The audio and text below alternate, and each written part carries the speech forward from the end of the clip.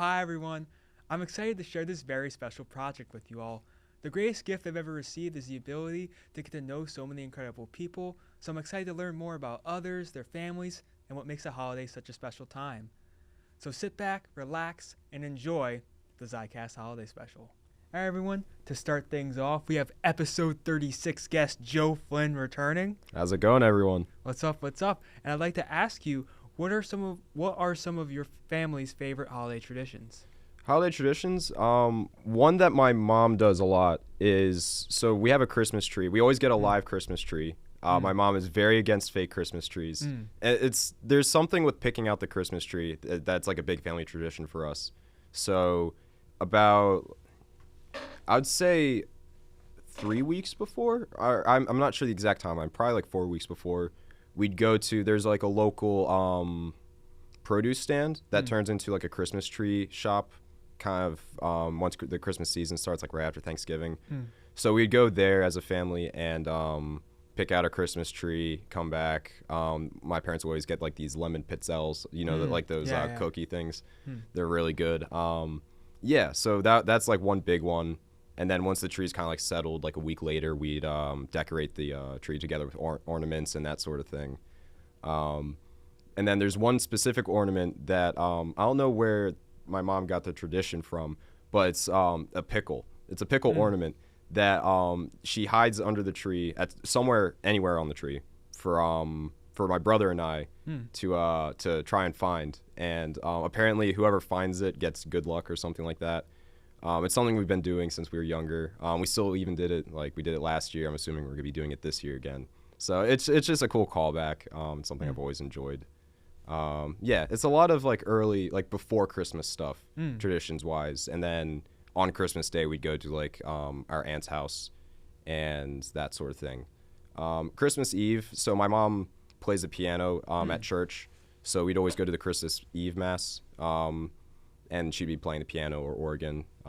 Just some pretty simple stuff, nothing too crazy, but honestly, simple is better when you're with a family. It doesn't surprise me at all that you get a natural, real Christmas tree, knowing your like love for nature. Yeah, exactly. It would be like violating that to get like one of the Fugazi Christmas trees. Yeah, like the fake ones. We do have a fake one though. That's just set up in like one of our other rooms, but we always get the real Christmas tree. Yeah. And there was one point where I was like, I don't know, I was probably just like a teenager trying to be a contrarian or something like that. I was like, we should just get a fake tree. It's just easier.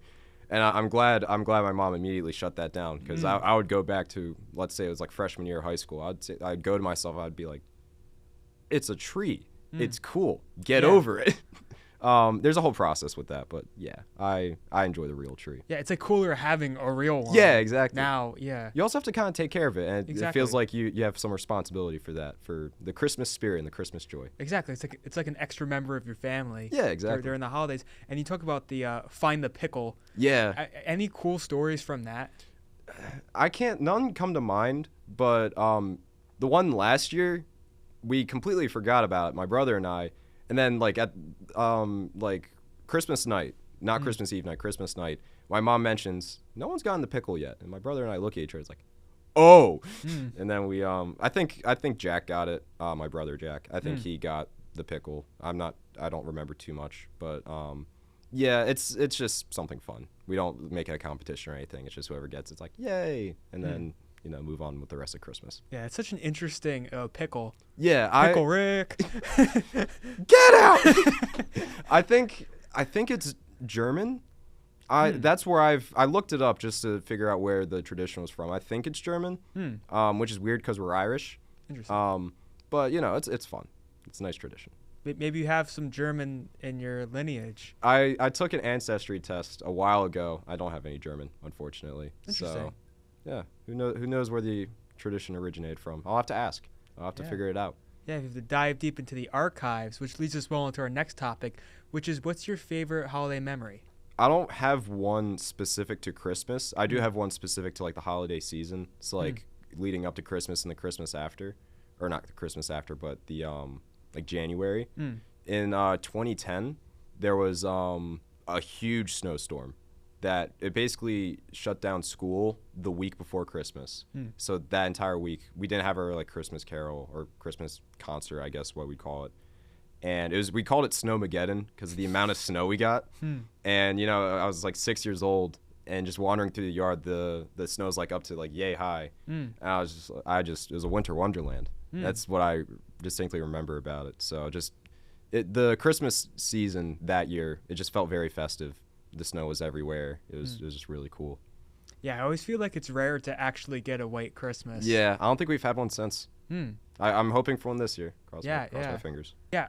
What did you do during the Snowmageddon? It was just a lot of just me and my brother going out in the yard, building whatever snow structures we'd build. We tried to build a fort. It didn't look like a fort.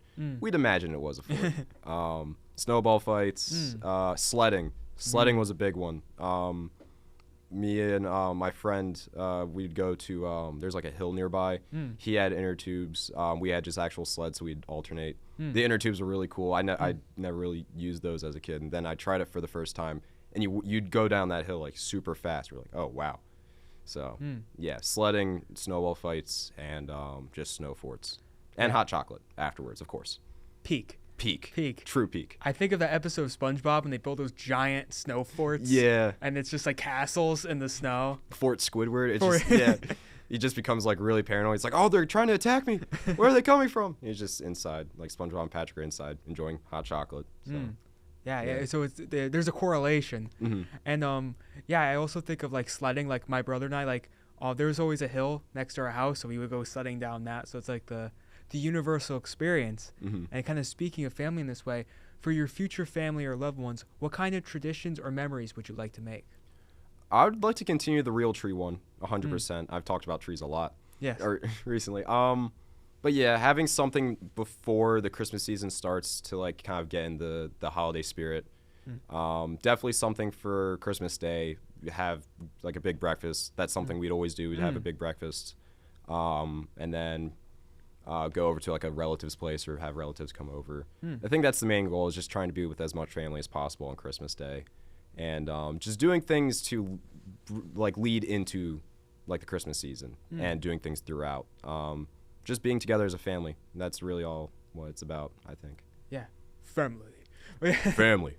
Yeah, and keeping things intact. That's really how families kind of stick together, right? And how generations passing down those lessons from different generations. So that's really like in simplicity. It's like when I ask people like their hopes and dreams. Right. It's like the simple answer can be the right one. Exactly. It's simplicity is usually how it goes. Yeah. I'd like to ask you what the New Year means to you and what you like to do, like if you have any New Year's Eve traditions. We don't really have any New Year's Eve traditions right now. I remember a while ago, a lot of my friends from elementary school and my brother's friends from elementary school would come over New Year's Eve, like during the morning, and we do a tradition where like throughout the world where other like countries are celebrating the New Year early, we'd kind of do that throughout the day, like Happy New Year, like China or something like that. It was really cool because you get that different perspective, like, yeah, people are already in 2025 or whatever, something like that, or the new year. But recently, we haven't really done anything too crazy. It's just me hanging out with my friends. It was 2 years ago. There's like the trend where you'd line up a movie to have a moment in said movie, line up with midnight. We did that with Endgame, so the Thanos snap, and that was so cool. I was just recovering from I got a COVID vaccine then, so I just felt like groggy, and that moment to start the new year, that was cool. Perfect timing. Yeah, we got it at midnight. I was like, let's go. That's quite the feat. It was cool. It was awesome. I don't know what movie I'm gonna do this year, if I'm gonna do like another movie of some kind, but I do want to do that because it's just really cool when you time something up. And it was like, we timed it. Yeah. It's just that immediate reaction. It's a great way to start the year. That is like you starting it off on the right foot. Right. Yeah. And especially as we move into next year with us as seniors in a very formative time in our lives, like how what are your emotions going into 2025 with so many big things ahead? I'm a mix of being nervous and just being excited. That's how I've kind of viewed senior year. This is the last hurrah. This is the very last hurrah. This is our last semester. Yeah. So we have to make the most of it. I'm going in pretty excited, especially for like capstone and just all the other things that are going to come out at the end of the year, or not the end of the year, but the end of our senior year. Yeah. So I'm nervous because this is it. And after that, it's the real world. Yeah. But I'm also excited to go into the real world a little bit more because I'm starting to realize the things I could definitely do right after college. So I'm excited. I'm really looking forward to it, especially to see what you do as well. Yeah, I'm quite literally in the same boat. Yeah. And I'm very excited for what's ahead, too. And I know you're going to do great things. And I think that's a great way to kind of wrap this up, Joe. Yeah. Of course, TD, multiple episodes have been on here. Of course. So you're familiar with the Zicast. And I just wanted to thank you for coming on here. Of course. Thanks and for just having telling me on. these cool little family stories, which is what this episode's all about. So thank you, Joe. And now we're on to the next guest. And now we have episode 31 guest Liam Chen, my usual technical director here on the Zicast Holiday Special. Other side of the camera. Exactly. Again. So I'd like to ask you, what are some of your family's favorite holiday traditions? There's so many, but I think one of my favorite ones that we do every year, or we try to do every year, I don't think we've missed a year in a while, but we go into New York City. I live in North Jersey, which is like kind of, I'd say like 30, 45 minutes outside the city. And I'm personally not a big city guy, so the fact that it kind of connects with me kind of, I don't know, makes the tradition a little bit better. But we basically we drive into the city, we do the whole Times Square, you know, see the tree at 30 Rock and all that stuff.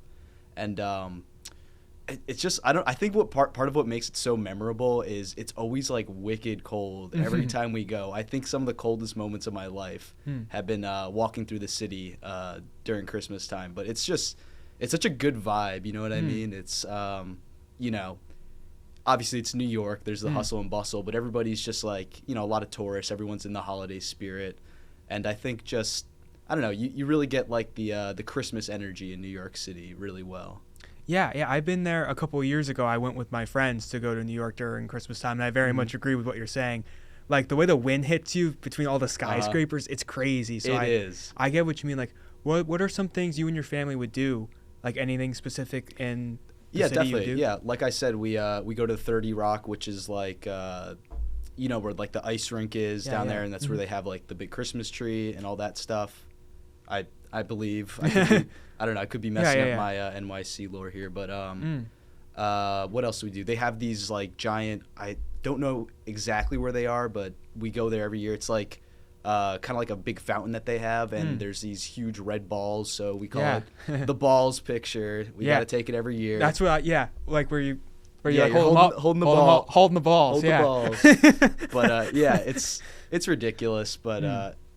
It's kind of cool because it's like one of those things where I've done it like since I was young, so you kind of see like the progress through every year of like me growing up with the balls and stuff, which is a crazy thing to say, but it's really cool. It's just it's a good time, good vibes. I'm trying to think of some other stuff we do.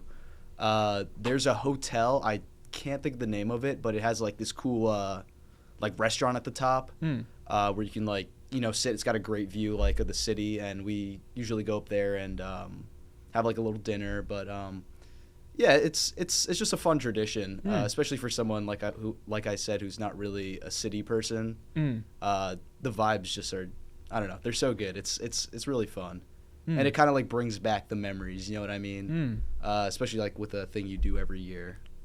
Kind of just thinking back, like being a kid. Like I remember being like a little guy walking through the crowd and like not even being able to like see anything, but. Yeah, it's cool. Just I think that's probably the one holiday tradition that like sticks with me the most. Yeah, you see the pictures through your you see the hair growing out over time. Yeah, you do. And it's funny too because like when I was a little kid I had the buzz cut. Oh, so it's like it went from really short to okay, it's a little bit longer, and obviously, well, you can't see now cuz it's tied back, but it's quite long. But it's definitely funny tracking the progress through those pictures, but nostalgic at the same time. Exactly. Yeah, turn it into a rock star. Oh yeah, over totally. time. Exactly. Yeah. Yeah, and then talk about more formative moments. I'd like to ask you, like, what are some of your family's favorite, what's some of your favorite holiday memories? Honestly, I think the best holiday memories for me are the ones that like you don't really, not that you don't remember, but like it's not like a big event. You know what I mean? It's not like, oh, we went here, we did that. At least for me personally, it's kind of just those moments where you're sitting around with your family and like you're not even thinking about like, oh, this is such like a, you know, good Christmas vibe, or, you know, this is like a really cool thing. It's just like Joe was saying, it's just the simple moments, the ones where you're like kind of enjoying the atmosphere. You're just with your family, with the people you love. And I think those have always been my favorite Christmas memories. So probably sitting around, like watching a movie, just something simple like that. Yeah, any specific ones? Sorry, that's what the question is. I was trying to be cool and no luck it, and I screwed it up. But yeah, any like specific one memory, if you can just pull one out. Yeah, I'd say probably the first time I saw A Christmas Story with my my whole family. We all watched it in the living room, and I just remember laughing my ass off. It's just so funny, and especially as like a kid, it just obviously like watching it now, it's still funny, but like it had enough of that like little bit of dirty humor that like 8-year-old me or however old I was just like, this is a Christmas movie and they're cursing and doing all this stuff. But yeah, I don't know. It's always been a memory that really stuck with me because it's just, I don't know, combines the two things I love, film and, my family. So it's just, I don't know, really good memory. Yeah. Fragile.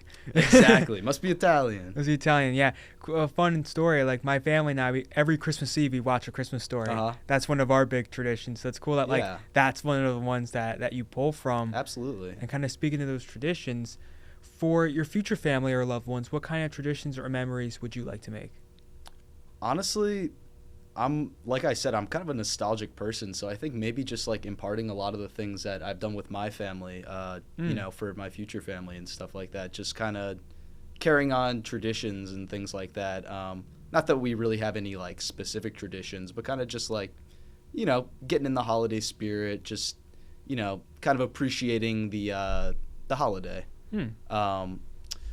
I'm trying to think of something new, though, that I would like to incorporate. I know that wasn't part of your question, but... I mean, you could answer it however you like, yeah.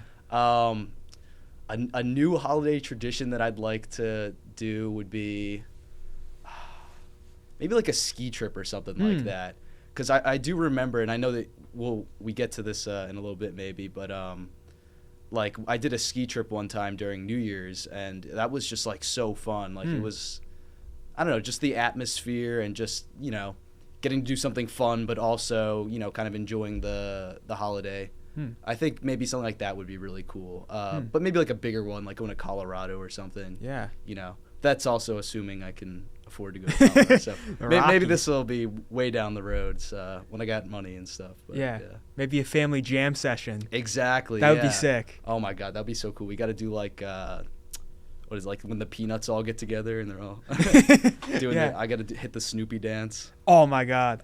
That'd be so sick. I'm going to have like a son. He's going to be like, Dad, I don't want to Snoopy dance anymore. No, you're going to Snoopy dance. It's for the tradition. I told Ryan Sykes I was going to do this and now I got to do it. Yeah, stand on business. Exactly. No, but yeah, I think just, whatever feels natural, whatever feels like everybody's having a good time and really connecting, I think is going to be the general vibe that I'm aiming for. But, we'll get there when we get there. Exactly. We're looking ahead. And speaking of looking ahead, I'd like to ask you what the new year means to you and what you like to do like on New Year's Eve, like any New Year's Eve traditions. Mm-hmm.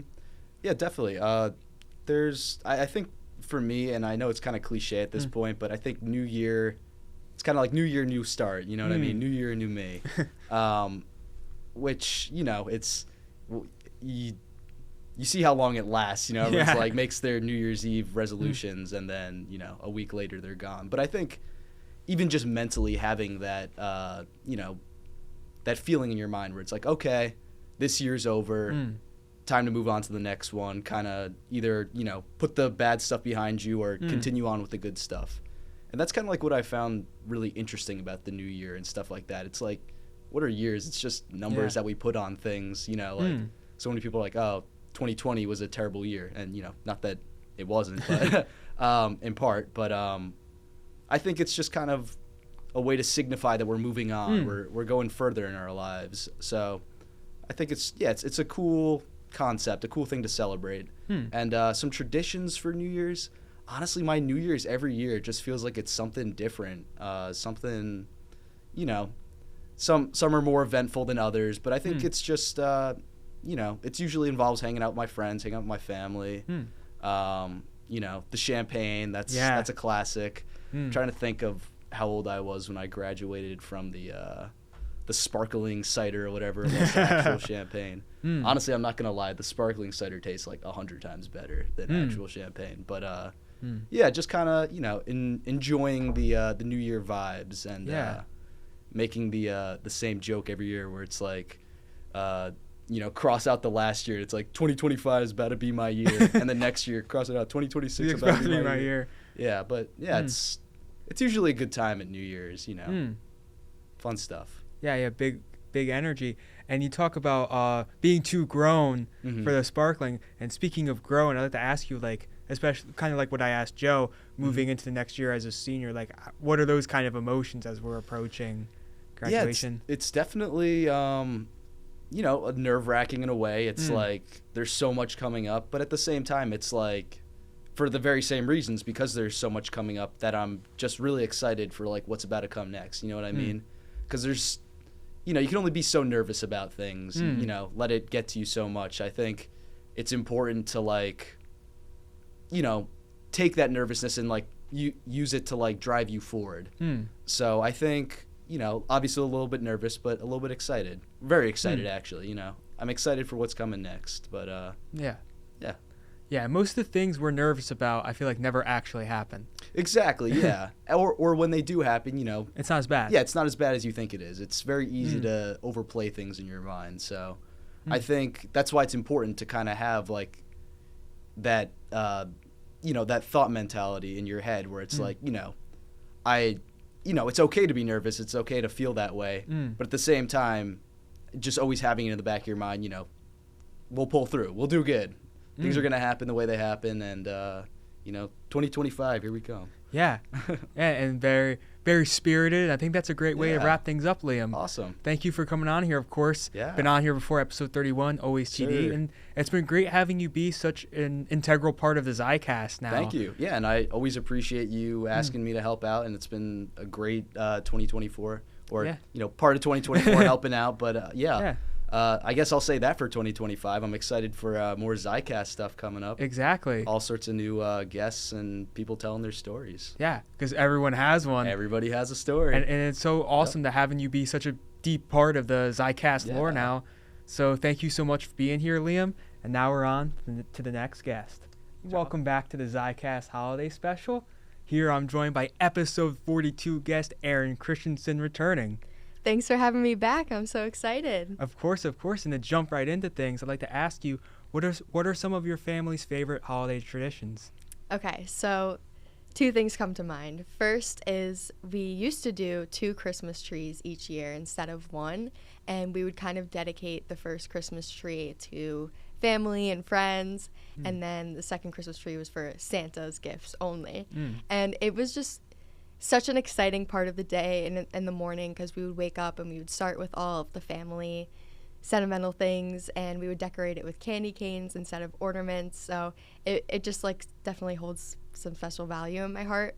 And then the second tradition, which is still going strong, we retired the 2 Christmas trees after a while, because lugging 2 real trees is not ideal for clean up, for all of that type of stuff. So we decided to stick with just the 1 for now that we've gotten older. But we also, on Christmas Eve, we make a cake for baby Jesus, and we all sing happy birthday to Jesus, and we walk him into the manger as we're singing it. And it's just like a fun family tradition that we do. And we usually have it so that the youngest will put the baby into the manger. And now that we have all these new baby cousins and all the new family members, it's going to be so exciting again to have that, like, bring that little kid magic back into it. And everyone's kind of fighting over who gets to do what. So yeah, those are definitely things that I am always looking forward to for the holiday season. Yeah, honoring the big men. Yeah, exactly. Nice. What were the ingredients in the cake? It's not, the cake is not important. It's more so just the celebration and singing to him. And we also, my family, we sang the happy birthday song from the Little Rascals. I don't know if you remember that version, but yeah, it's like a little different. So, he gets the whole show. He gets to hear us sing to him, and it's not your your normal birthday song, so that makes it fun too. It's made with love. Exactly. You would say. Exactly. We usually use like a box cake, throw some vanilla icing over it, but it's the music number that really counts, singing to him and Exactly. walking it. It's the heart that counts. Exactly. And on your Santa tree, which is really cool. I've never heard of someone doing that. Like that's really really interesting. What else would you add to the Santa tree? So our Santa tree was all of the like culmination of places we visited, like all those ornaments. And then we would just like add tinsel around it and all that other stuff. And then the other one is dedicated for candy canes only. So we would get like sweet tart candy canes, Starburst candy canes, regular ones, and just like decorate the whole tree with it. And then the other one really just shows like our family memories and like all the places we've traveled to over the years. We have some really cool ornaments from Greece, from Hawaii when I went when I was younger. And then also one of my favorite ornaments is a bagel from years ago that my mom had painted, like a mini bagel after my brother was born, and it just like says like Kirk's first Christmas or something like that, but it's just so funny because it's like covered with resin and it looks like it's about to like fall apart, but it's still going strong and it makes it to the tree every year. So yeah, awesome. So it's like a scrapbook Christmas tree, so to speak, commemorating where your family's been. And as a family that we've traveled a lot too, like my mom's a travel agent, so we've been going, like we've been to Hawaii, we've been to a ton of those, been to Greece as well, been to a ton of those places. That's awesome. And I know you mentioned like your cousins, like are they inheriting the Santa tree now? Is that like being kind of passed to them? I haven't heard anything about the Santa tree making it into my cousins' houses yet. But hopefully I can do some convincing because it really was one of the most magical parts of Christmas for me as a little kid. And now that they have families of their own, I kind of want to, encourage them to make it as magical as possible for those little ones. Yeah, kind of passing along. And you have a big family? I do. I have tons of cousins and aunts and uncles, so on my mom and my dad's side. So, but we usually spend Christmas with my mom's side. So... yeah, but the celebration, it continues into January because I have to spend it with my other grandma and go to New Jersey. So the traditions never end in the Christensen family. Yeah.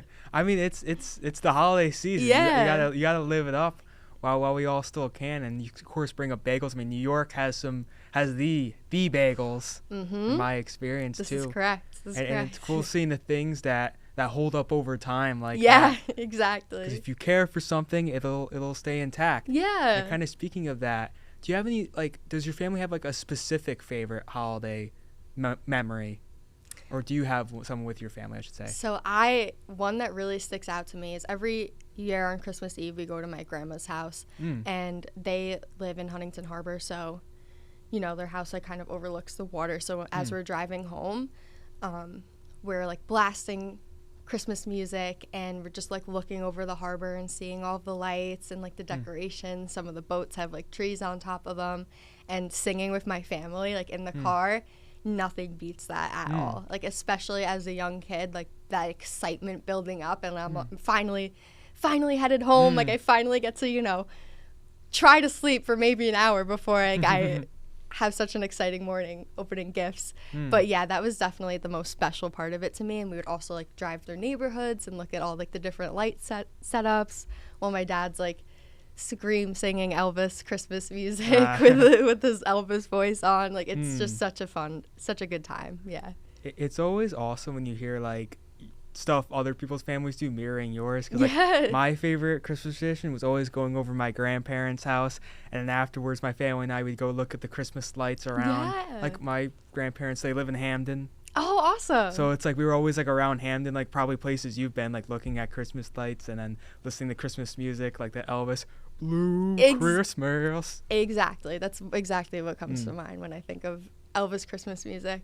But no, it really is like that, building up the excitement and just doing all those little extra things before you get home and try to force yourself to bed. Like were the best moments. I remember we would even sometimes make reindeer food, which was glitter and dried oats, and we would just like put it together in a little baggie, and then we would run on my front lawn and like throw the reindeer food everywhere, and like that was like one of the last things we did before bed too. So like all those little things make it very special to me.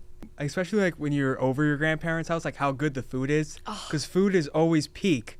When you're with your grandparents. Like my family's like very Italian, so we have like the mix of like the Italian food and then other Christmas food. Like I'm sure that's something that's very nostalgic too. No, we actually we took a new take on the Christmas meals, and we actually in the past few years we started getting sushi on Christmas Eve, which a little different, but I love sushi, so it's super exciting for me. I mean, at the end of the day, eat what you want to eat. Yeah. And like, why not, have sushi on Christmas and Exactly. feel very cultured on the Lord's night, and like that's so incredible. And speaking of like your big family and what you do with your family, for your future family or loved ones, what kind of traditions or memories would you like to make?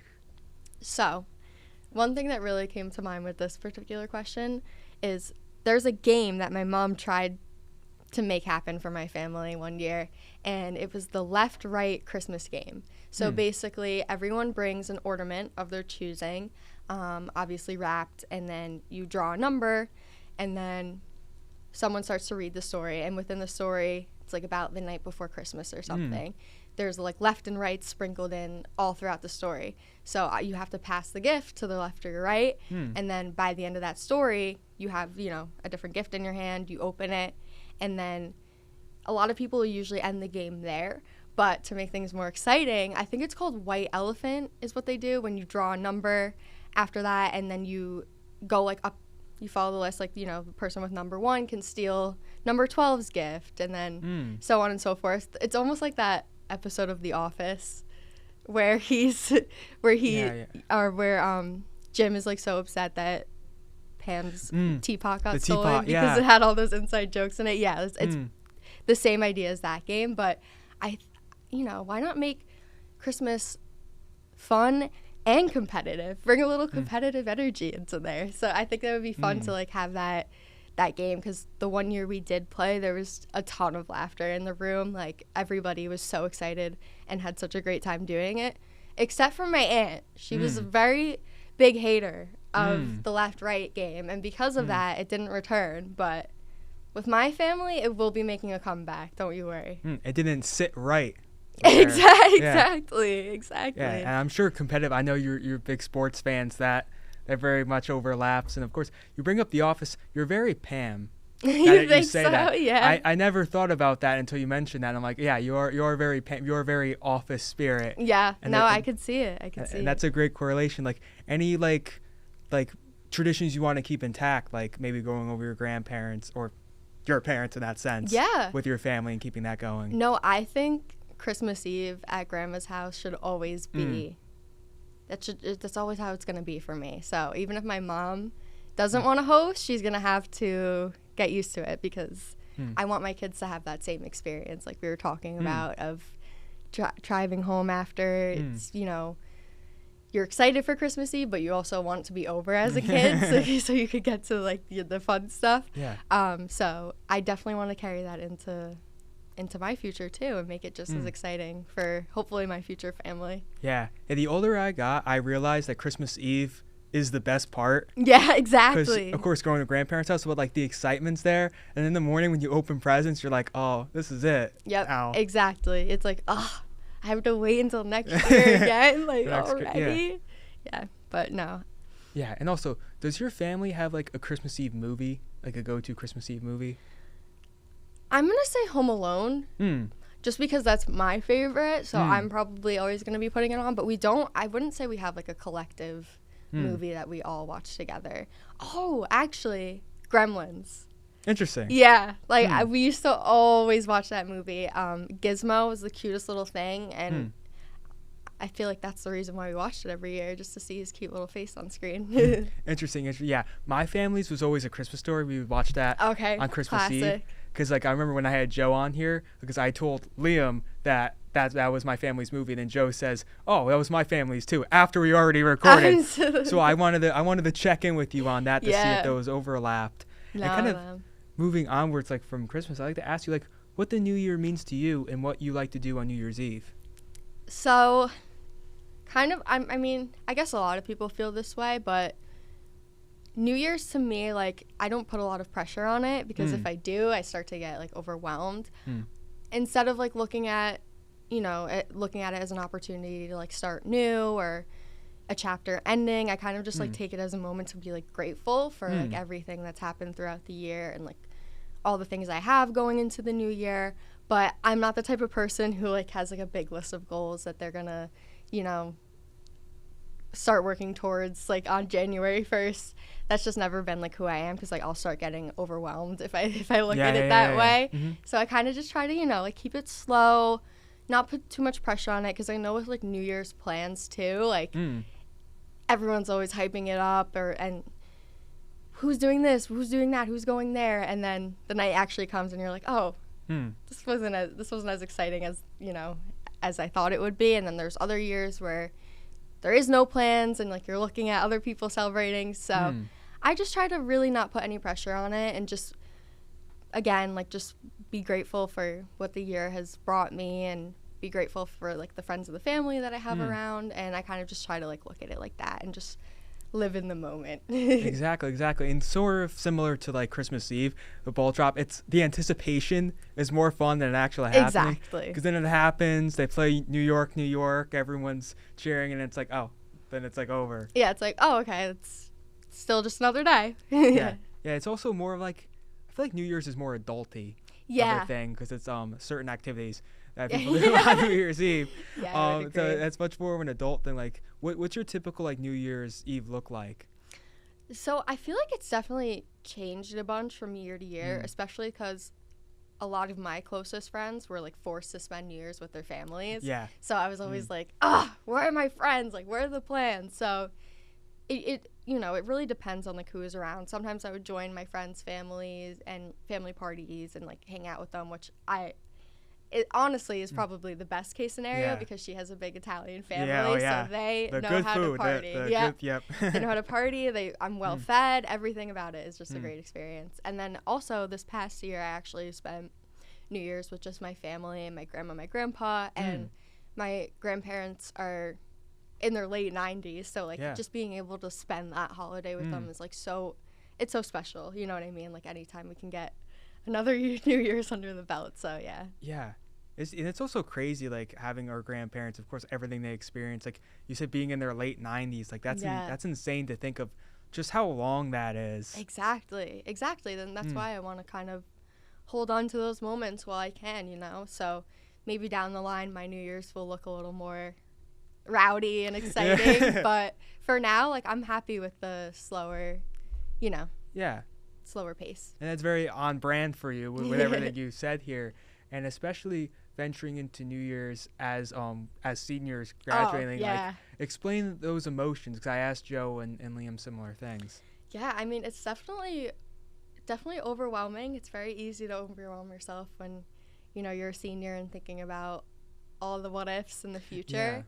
But it's also a really exciting time where we can, like, we're going to be building our lives, and, like, the sky is the limit, so we could really make anything possible. And I think if you kind of, like, frame it in that way, instead of being like, oh no, like, it's New Year's and I don't have a job already, but Joe has a job and Liam has a job, and like, no, like, just it's okay. Like, there's, you know what I mean? And you never know what's gonna happen. Exactly. So just frame it as more exciting and less nervous. Yeah, some of the great pieces of advice I've gotten, like, from Andres Rosende, who's one of my close mentors. He told me, like, never compare yourself to other people, because at the end of the day, it's a thief of joy, comparison. So you might as well just kind of ride the wave and like you said, be open to those new opportunities.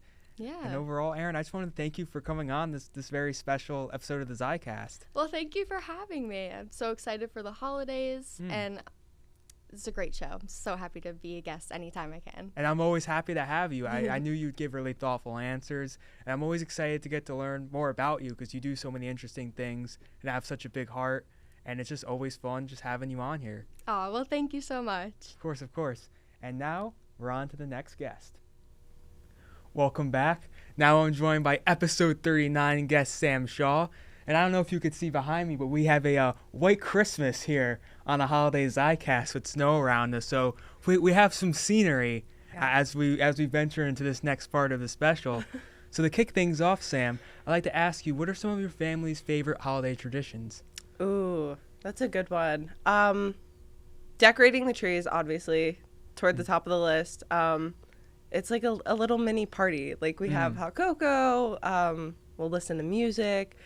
We have a ton of ornaments, so that's always fun because the tree's always crowded.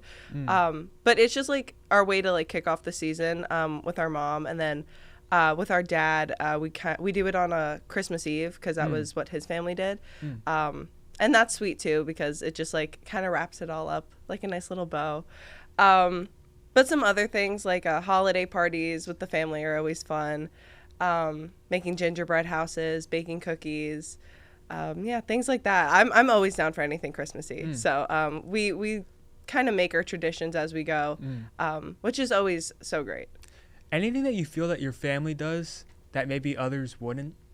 Ooh. Like anything specific? Yeah. So this is a more recent tradition, but we, with my mom's side, we go to Pennsylvania to see a show that they have, usually at the Sight and Sound Theater in Lancaster. This year we're kind of switching it up because we've seen that show already, but it's just like a production of like the Nativity or something like that, and we'll go up that night. We'll go see like the Christmas lights, like when we're driving by. We'll go get dinner. So we've been doing that the past couple of years, it feels magical because it's a nice little getaway before Christmas. And then with my dad's side, at Thanksgiving, we go to this museum up near Binghamton. And they have a ton of Christmas trees in like their science center and in this mansion that they have. And it's magical. Like it is so much fun. We go to a planetarium show and we see like a cute little Christmas special. And then we learn about the night sky. So I don't think many people would do that, but it's a lot of fun. I really appreciate every moment, every year. Yeah, so you see some theater. Yes. to Christmas, and that's a really great one. And being able to travel too with your family during Christmas time. Like I know when I had Liam on here, he talked about how his family usually goes to New York during Christmas time. So it's fun to have like your specific getaway spot. Yes. During the season. Of course, now it's also Park City for you. Right. I guess so. I hope so. It continues. Because that Park City is that location during Christmas is definitely insane. Oh, it's got to be beautiful. I mean, we go in January, and I'm like, oh my goodness. So I can only imagine what it's like, during this time of year. Yeah, a winter wonderland. That's a perfect way to describe it. And moving onwards, we're talking about traditions. What's some of your favorite holiday memories? Ooh, favorite holiday memories. I mean, I love Christmas morning every year. We make it really special. This one year, and this I guess has kind of become like a running joke in my family, but my brother like wrapped a picture of himself and gave it to me as a present. So that was like something I think I will always remember because it was like the best gift ever because it was so crazy and wild. But that's got to be one of my favorites. Another one is my dad's side of the family. We do Shaw Family Christmas, and we do like the Kris Kringle gift, and everyone's just like, stealing presents and swapping things, and that game is like so much fun. But then after that, we started doing like Nerf gun snowball fights, like whatever was available at my aunt's house, and that gets so insanely intense. It is so much fun. And one year I won the whole thing. So that will always be a top memory. Take me into those Nerf snowball games. Yeah. So kind of explain that to me. Okay, so at first it just started out as like a few of us just like throwing the cotton ball snowballs at one another. And then, we got Nerf guns one year for it. Like we started like planning it out a bit more. And then we were like, okay, we'll like actually do it. So we divided the living room. Like we made fortresses for each side. We had team captains they chose. And like this is intense because we have like someone who's like in the military in our family and like the one who owns all the Nerf guns and knows like which one's the best. So we would divide up and you couldn't get hit more than 3 times. If you got hit more than 3 times, you're out. Because we tried to be fair, because it was like, at the time, a little brother who's like 5 years old playing versus like a 30-year-old. So we tried to balance it as much as we could. But the specific year I'm talking about, it was my one cousin down with 1 shot left and me down with 1 shot left. And it was just us like up and down, like fighting each other. And this year my cousin was tall enough for him to not be fully covered. So I like kind of sniped it and I got him. And that was like the longest game we had ever played too. So it's a lot of fun. We unfortunately haven't been able to do that in a while, but that will always hold such a special place in my heart. Getting sniped by Sam Shaw is a sentence. It was so unintentional. I was literally, I like couldn't see. I was just like up and down, and then I just heard my cousin go, "Oh," like, got it. So I felt really bad, but I won. So that's incredible. I would not like you're Sam Shaw. I wouldn't take you as being Rambo. I'm competitive. Like, were the fortresses like made out of couch cushions? Yeah, it was kind of like that. We put like blankets up as like kind of extra defense. Some people had like a little like alcove, like whether that be like the door frame, so like, oh, you can hide behind that.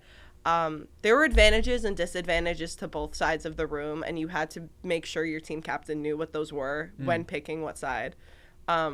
But yeah, there like maybe the dog crate, like we'll use that. Yeah, there was a lot of, we had to get creative. What's your go-to Nerf gun?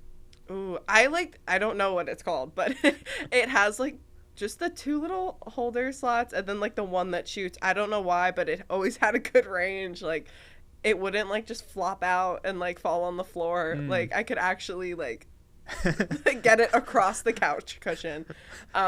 So whatever that one is my favorite. So if anyone starts acting up at Sundance, you can maybe bring some. It's like, you know, like the spray bottles for cats. I feel like, have you ever seen Daddy's Home 2? I have not. Okay, well, there's a scene where they're like just like fake pumping a snowball, like they're gonna throw it. I feel like that would be me. I'd be like, I will throw the snowball at you. No, I'm kidding. We don't condone violence. No, all jokes. All jokes. Yes. And I'd like to ask you, for your future family or loved ones, what kind of traditions or memories would you like to make? Oh man, I'd like to continue the Advent calendar. When I was little, and my brothers and we all went to the same school, so we had like to go at the same time. We had the Advent calendar sitting on our kitchen table. It was our kitchen table.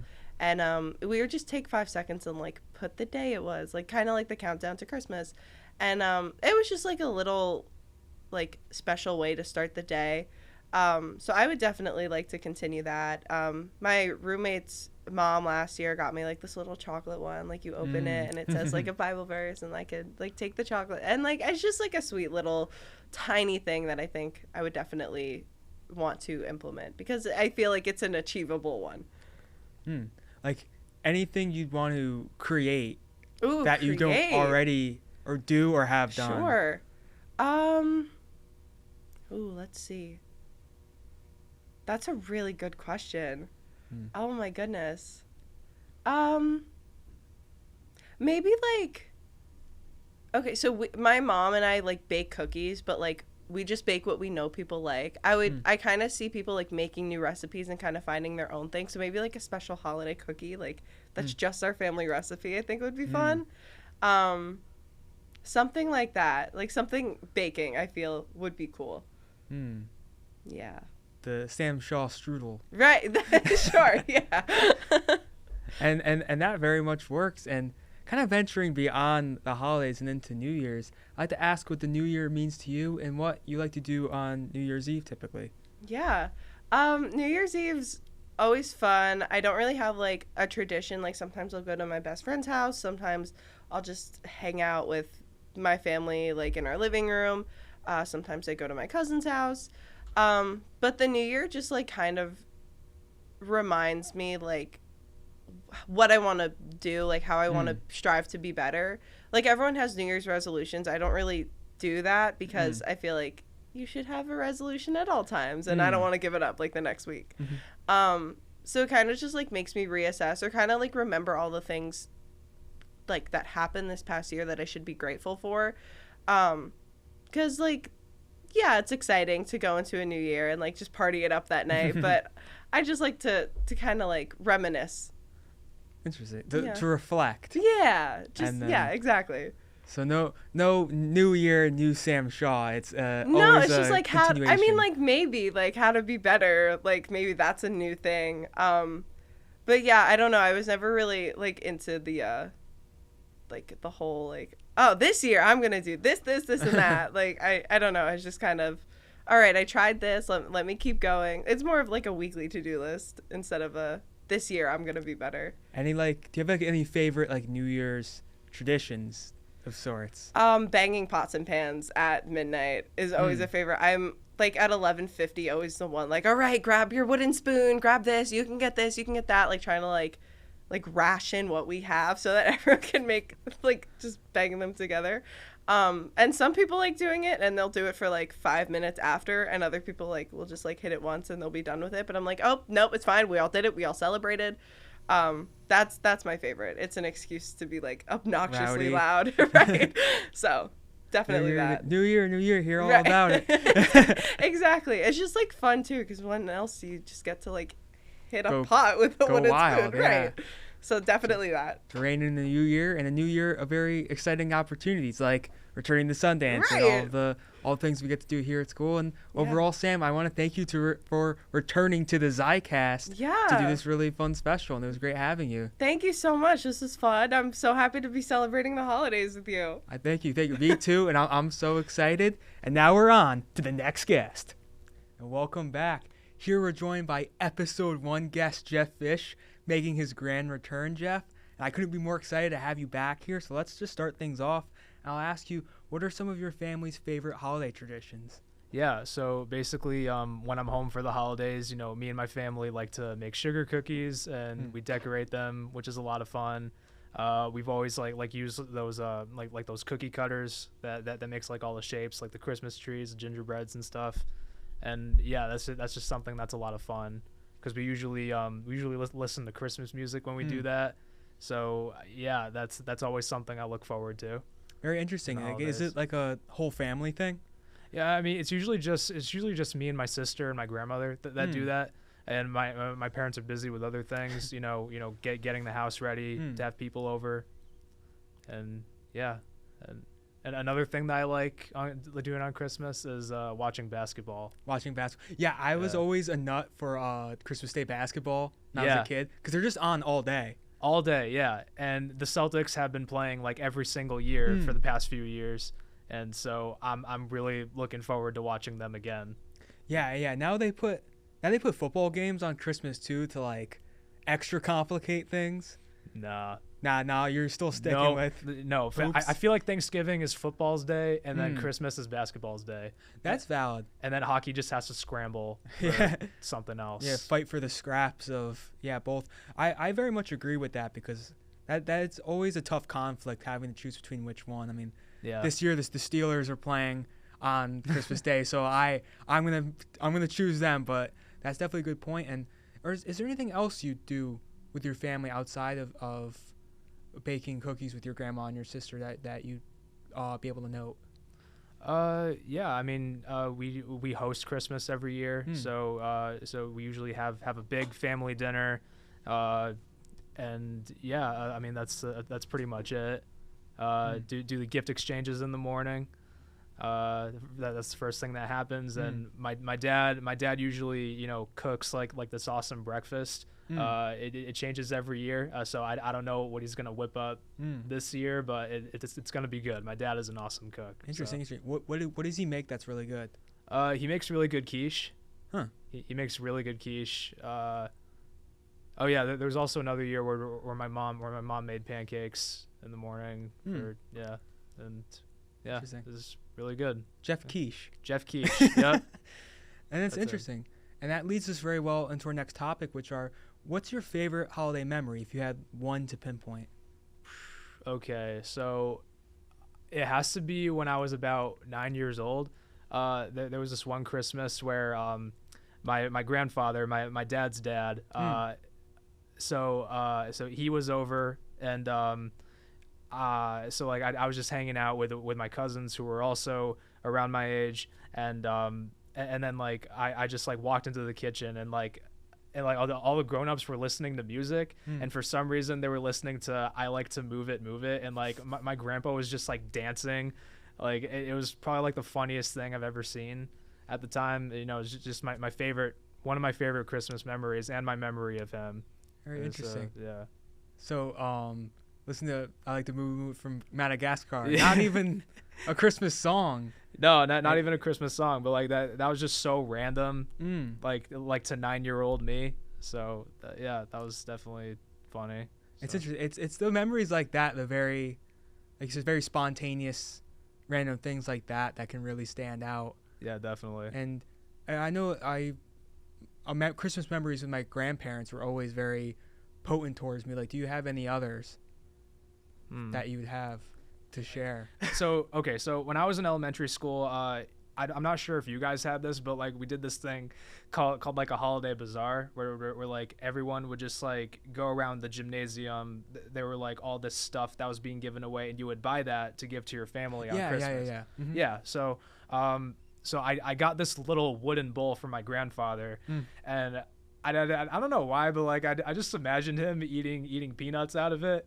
So when I gave it to him on Christmas, I was like, "Hey, Grandpa, I got you this bowl for your nuts." And like,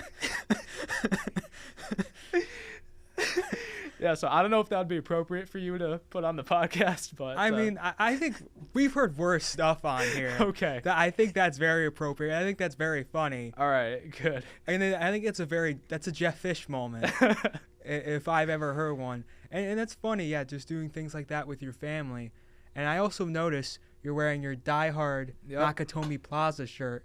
So on here, on episode 1, you claimed that Die Hard was not a Christmas movie, as you sit here with a Christmas-themed Die Hard sweatshirt. Do you mind explaining yourself in this regard? I still stand by my statement that it is not a Christmas movie. But the reason why I'm wearing it is because Die Hard does take place on Christmas. You know, you can't argue with that. But it's not a Christmas movie because Bruce Willis said it wasn't. He was the main character. It was also released in the middle of June of 1988. So I don't know. I feel like if it was a Christmas movie, it would have been released during like November or December when all like the holiday cheer is up.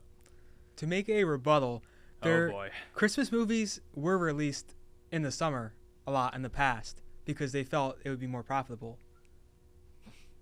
Yeah, it's all for money. Is that what this is? Like, I mean, the way the movie goes with John trying to rekindle with his wife, and then even at the end with the papers falling like snow, there is some Christmas movie overlap there. I mean, they just took advantage of the fact that it took place on Christmas to incorporate all these Christmas elements into it. I mean, John McClane was going to see his family on Christmas, but I don't know. I mean, like you could have made Die Hard and, for another plot reason, like I don't know, it's like John's daughter's birthday or his son's birthday or any other important event, somebody died, God forbid, it's pretty morbid, but yeah, I mean, you could have made the same movie, but just had like a different circumstance around Very interesting. Yeah, I mean, he is there for a Christmas party where he wants to reunite with his wife, and then not to spoil Die Hard, but they do at the end. whatever party like businesses have, maybe retirement. Like a retirement party. Mr. Takagi retires finally. Although I'm pretty sure I don't know how old he was in that movie. He probably wasn't at the age of retirement, but Yeah, I mean, there's a lot of unconventional Christmas movies like a Batman Returns or Lethal Weapon or Iron Man 3 to name a few. So, but yeah, I guess we can agree to disagree on the Die Hard bit. I will say families do watch it a lot during the season. Yeah, like it's a tradition of my family to watch Die Hard during Christmas season. Interesting. Do you do the same thing? I haven't done that. I actually haven't watched the movie in about a couple years because, I just want to like wait a little bit so that, I can watch it with like about the same newness as I watched it with when I first watched it, because like after you watch something like a certain amount of times, like it gets tired and like the charm like kind of like loses itself on you. That's a So, good point. Yeah. Because that's something I struggle with Christmas movies sometimes, that my family and I would watch them every year, and they start to like lose the magic a little bit because you've just seen them so many times. Right. So that's a really, really good point. And speaking of family, I'd like to ask you, for your future family or loved ones, what kind of traditions or memories would you like to make? I don't know. Probably about the same ones I do now. Just traditionally, wake up in the morning, open your gifts, and then, just spend the day with family. And, if I'm, and, maybe my future family will love basketball as much as I do, or probably more than, but if not, we'll still have a good day. Because, it's, Christmas is really just about, being with family, just like making memories, Exactly. Is there any like traditions you'd want to create? Well, okay. So if I make enough money, and if I do have a family that like loves basketball, I'd like to take them to a basketball game. I'll try to get a few Christmases in. Like if there's a game taking place in Boston, we could do that. But other than that, I can't really think of any other traditions I'd like to do. Interesting, like a fish family trip to TD Garden or maybe like Knicks or something like that, depending on where you are. That's a really cool one. I mean, sports brings people together. Yeah, They're definitely. a big fan, and like basketball is a very Christmas winter thing, so that very much fits into that. But the transition from Christmas, I'd like to ask you about New Year's. So I'd like to ask you what New Year's means to you and what you like to do on New Year's Eve. Well, New Year's is definitely an indicator that we're all getting old. so that's a fun reminder. Thank you all. But yeah, I enjoy New Year's because it's another time where we're with people we enjoy being around. I've been spending the past few New Years with friends and family, and like what it means to me, you asked. Yeah. I mean, it's basically getting older. Definitely a new time. Well, okay, so I've definitely been thinking about like how people like have like New Year's resolutions. New year, new me, and like I kind of think to myself like you don't have to wait for the new year. You can change right now. Like, but I mean, it's easier said than done. But I've never been like a big New Year's resolution type guy. Because I know that like if I'm like, okay, I'm gonna wait until this point to do it, then like I'm not gonna stick with it. You know what I mean? Yeah. Like Yeah, it's like what The Rock said, one day or day one. So to quote that. But yeah, that's very true. That it is like New Year's resolutions are kind of a silly thing, but at least it represents people wanting to better themselves in a way, which of course leads to positive results. And of course, New Year's, like I've talked to a lot of seniors on here. Yeah. So the new year kind of means a little something different as we approach graduation. But of course, for you, you're still able to be here and do some cool things. Like, do you have any big goals for 2025? 2025. Well, graduate successfully because I'm on track to do that. And then other than that, just grow as a person. It's something that I want to do all the time. But just to take like big steps in this year. I don't know exactly what that looks like right now, but yeah, I just like to be like a better version of myself by the end of next year. Definitely. And that's all we really can do. And overall, Jeff, I want to thank you for coming back on here, for making your return to the Zicast. Well, thank you very much for having me. And but before I go, can we do that a little bit where we're like Sorry, I just need to check myself in the mirror. Yeah, there we go. Exactly. And overall, Jeff, like, it's incredible. Like, you were on here the first episode and to see where everything's gone. And it's something I wanted to reflect on because when I first had you on here, I didn't know you very well. Yeah. But I could tell we were going to be really good friends. So I kind of made the gamble, so to speak, to have you on the show right away. And it couldn't have turned out better to have you, someone I'm very close with, be something very special like the first episode of the show, and now coming back here to Christmas of 2024 with so many incredible things having happened. So I wanted to just thank you again for coming back on the show and just wanting to reflect on just how special this all is. Well, thank you, Ryan. I appreciate that, and thank you for being such an awesome friend. I mean, like, I really couldn't ask for more. Of course, and thank you, Jeff, as we wrap up this part of the Crycast. The Crycast. and so and celebrate the holidays. Yeah, this is what we're doing now, and celebrate the holidays. And overall, thank you, Jeff. And now we're on to the next guest. Alrighty, we're back with future Zicast guest, Alyssa Venus. Yes. Where we'll be getting right back into all these very interesting topics. I know, I'm excited. To start things off, Alyssa, I'd like to ask you, what are some of your family's favorite holiday traditions? You know, one of my favorites is actually interesting because it's actually after the holidays. And when we take down her Christmas tree, I don't know about other people's houses, but in my house, we don't do, like, the aesthetic tree. We do, like, the sentimental ornament tree. So my dad, like, will set up, like, a scavenger hunt almost for us. Like, we've seen these ornaments for, like, 20 years. So we know which each and every one is. So we'll be like, okay, you guys have to go find this ornament, or you have to go find this ornament. Me and my sister, you know, as we've gotten older, it's gotten a little more violent trying to get to the tree first. But that's honestly one of my favorite things, and it really kind of helps with the holiday blues. Like, you're like, oh, taking down the Christmas tree, like, sucks, that blows. Yeah. Like, no one likes taking down the Christmas tree. But it's just like a little game that makes it just a little more fun.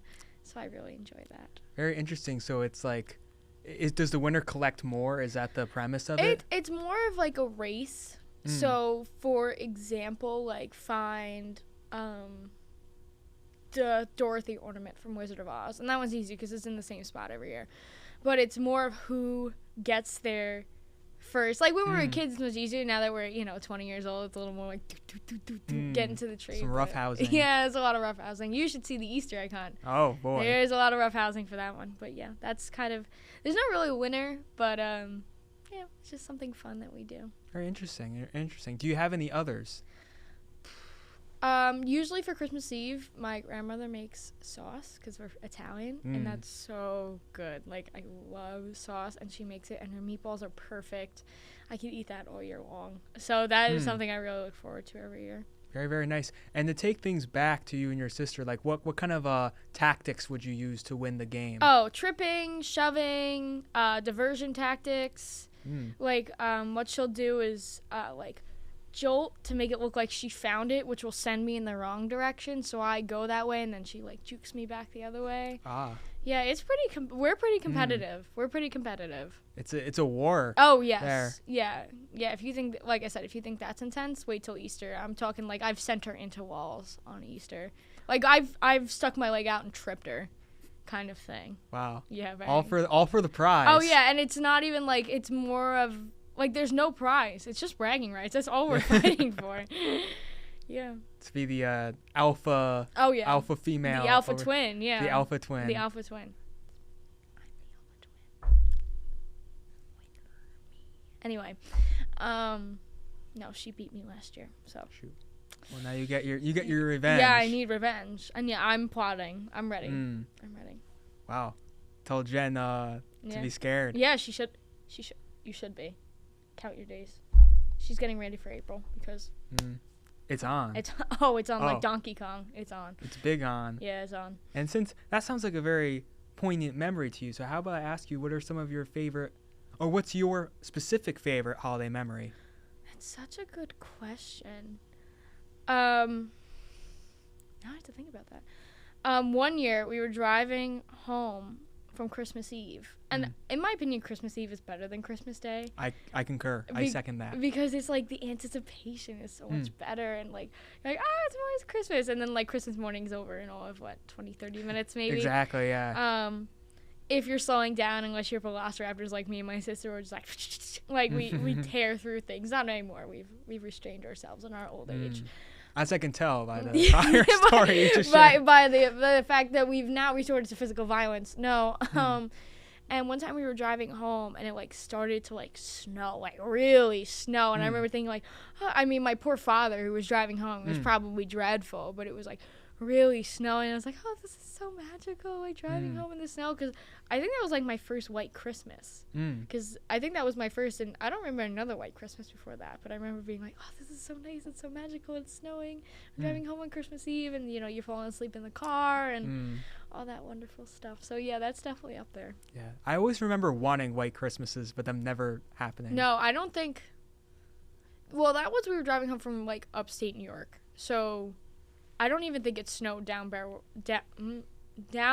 where I live.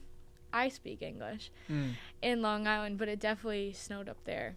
Very interesting. And what's your usual Christmas Eve routine? We usually spend it with my mom's family. So Christmas Eve is my mom's family, and then Christmas Day is my dad's family. It's changed a little bit as we've gotten older. You know, people get older and things change, but usually that's what we do. So we spend it with my mom's mom, my mom's dad, and her sister. And like I said, my grandmother makes sauce, and you know, do the whole gift exchange thing, which is always really fun. And yeah, and like I said, they live upstate, so usually there's snow on the ground by the time Christmas rolls around, so that's always nice pulling up to a snowy driveway. Again, my poor dad's probably like gripping the wheel driving down the road, but I like snow on Christmas personally. You can't get much any better than that. No, I remember. This is a good one, but it's not necessarily Christmas. We go to the Thanksgiving Day parade every year. Oh, really? Yeah, which was really interesting this year because it poured the entire time, and only poured during the parade. Like, it did not rain the rest of the day. Only during the parade it poured. But one year we were walking back, and we were walking, you know, down by Central Park, and you know they have the shops down there and stuff, and like one of the speakers was like playing Christmas music, so it was like faint, and then it started like drip, like, you know, that little like flaky fluttery snow, and I was like, oh, this is so magical. And it was so great because in my opinion the Christmas season starts when Santa crosses in front of Macy's in front of the Thanksgiving Day parade, not a moment before, unfortunately. I don't subscribe to the November Christmas music. I would love to, but I just can't do it. But that was super magical. That was like, wow, this is amazing. And it wasn't even that cold, too. So to have it snow and it not be, like, freezing cold was really nice. It was obviously freezing because it was snowing. But it wasn't, like, 10 degrees out. It was, like, you know, a bearable 25. Very interesting. And, like, tell me about the usual experience there at the parade. Because I've always seen it on TV, but, like... Yeah, it's definitely different on TV. Because all the performances that you see in front of Macy's, I don't see. Yeah. Because I'm all the way where we stand every year. We stand up on Central Park West, which is at the beginning of the parade route. So if step off is 8:30, they're to us by like 8:45, 8:50. So, you know, sometimes the performers are not even on the float. Like there's a couple times you'll see like the golf carts whizzing by, but there's a bunch of stuff that you don't see on TV that happens right in front of you. Like if you didn't know, one of the, like they have little John Deeres underneath the balloons. One of them broke down this year under the balloon. I don't think a lot of people know that. They had to unhook it and push it out of the way. But you see like a lot of like fun little things like that, and the people who are in it are always so nice. Like they're all Macy's employees or families of Macy's employees, so they're always so happy to be there. And it's a really good atmosphere. I really like it. I definitely want to keep doing it for as long as I can. Yeah, I really enjoy that. I mean, that's a great tradition. I know it's not technically a Christmas tradition. Yeah, it's not like Christmas or anything, but yeah, that's definitely one of my favorites. I love going to the parade, even though this year was, like I said, was a little miserable because I was soaked by the end of it. But yeah, it's so fun. And I know we're gonna talk about New Year's as well, but like think about people who like go to the ball drop. I've done it. You've done that. I've done it. I've done it. I'll ask you about that after. Okay. but yeah, very much. I think that's interesting, and I like the notion of Christmas beginning when Santa crosses in Macy's. Yeah. I always joke that people forget about Thanksgiving because no one wants to be thankful for anything. So like, but no, that's great. So you're a Thanksgiving enjoyer? I'm a Thanksgiving gal. Thanksgiving is my favorite holiday because it's a good day. I like on the parade, and it also is like a nice lead up into like, ooh, we have Christmas coming and finals. But but I think it's such a nice lead up into the holiday season. I think it's probably my favorite, even though I detest turkey. I will not eat turkey. Like I'll eat it, but I'm not gonna like it. I mean, that seems like a detractor. Yeah, I know. It does. Like, I think when I'm, you know, a big girl and have my own family, we're doing chicken. Interesting. We're not messing with a dry bird. We're doing chicken or something that's not turkey because nobody eats it. It like goes to waste. Interesting. Cap. Oh. I'm a.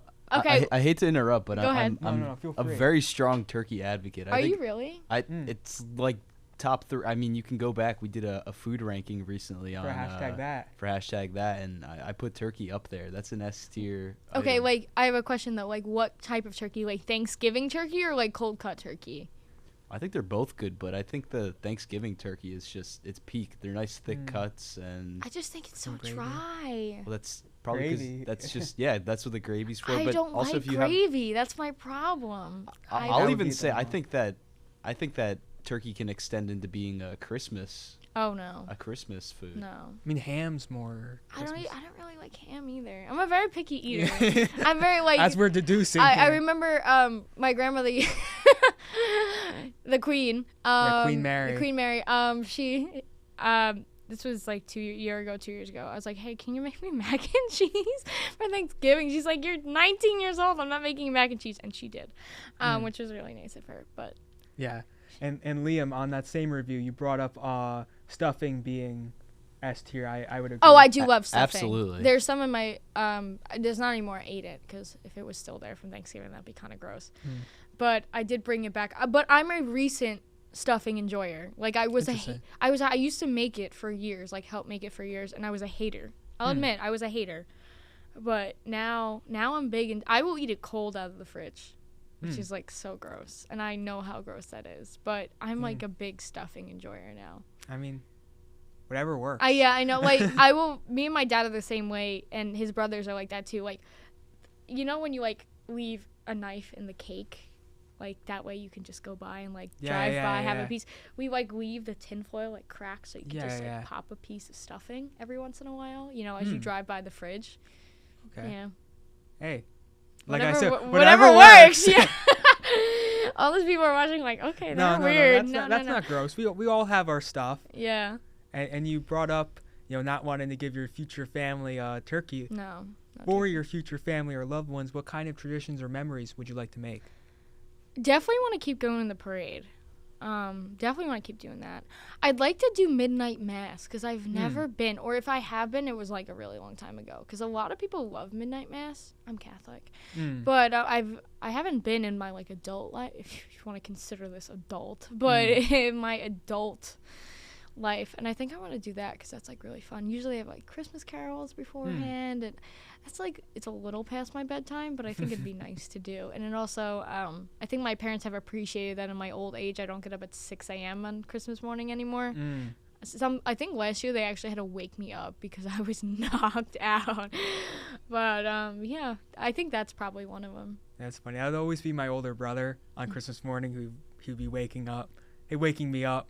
So yeah, from my experience, but that's very interesting because I know you go to mass every Sunday do. here. Is that something you'd want to carry over into your family? Oh, maybe.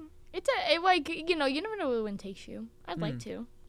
But unfortunately, it's much easier to go mass every Sunday when you're in college than when you have like a big girl job and big girl things and kids running around. Yeah, ever try to get kids out the door? Not fun. Not an easy thing. So we'll see.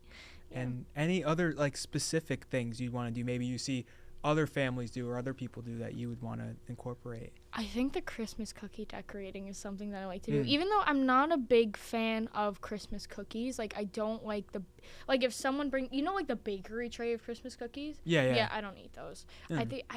But my friend's mom invites us all over every year to sit and make Christmas cookies. And there's it's all my friends from high school. And, now we're all 20 years old, 21 years old. And we wait for the invite. Like we'll text her and be like, when's cookies this year? I need to clear my calendar because we'll sit there for hours in this. Bless her heart, because we destroy her kitchen. Like there's icing everywhere. Our cookies are ugly. We're not. My sister's like so good at it. It's like sickening how good it makes me angry how good she is at cookie decorating. But the rest of us are mediocre.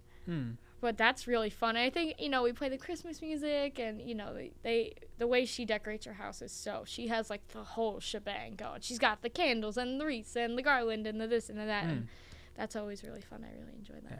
Made with love. Yes, I made would with say. love. Not and bad. then I get to those Christmas cookies I like the sugar cookies with the icing. Those I will eat, but like the bakery ones, not as much. Interesting. Yeah, Like you said, picky. I am such a picky eater. No, but I will eat. This is so gross, and I can't believe I'm making this. I will eat blue cheese straight. Like the crumbles. It's so gross. Like there's some things I'm so picky about. Like I won't eat mushrooms either. There's Interesting. so much you have to edit out. So, no, I'm not. I'm keeping this all in. Well, so what are things you do like? What do I do like to eat?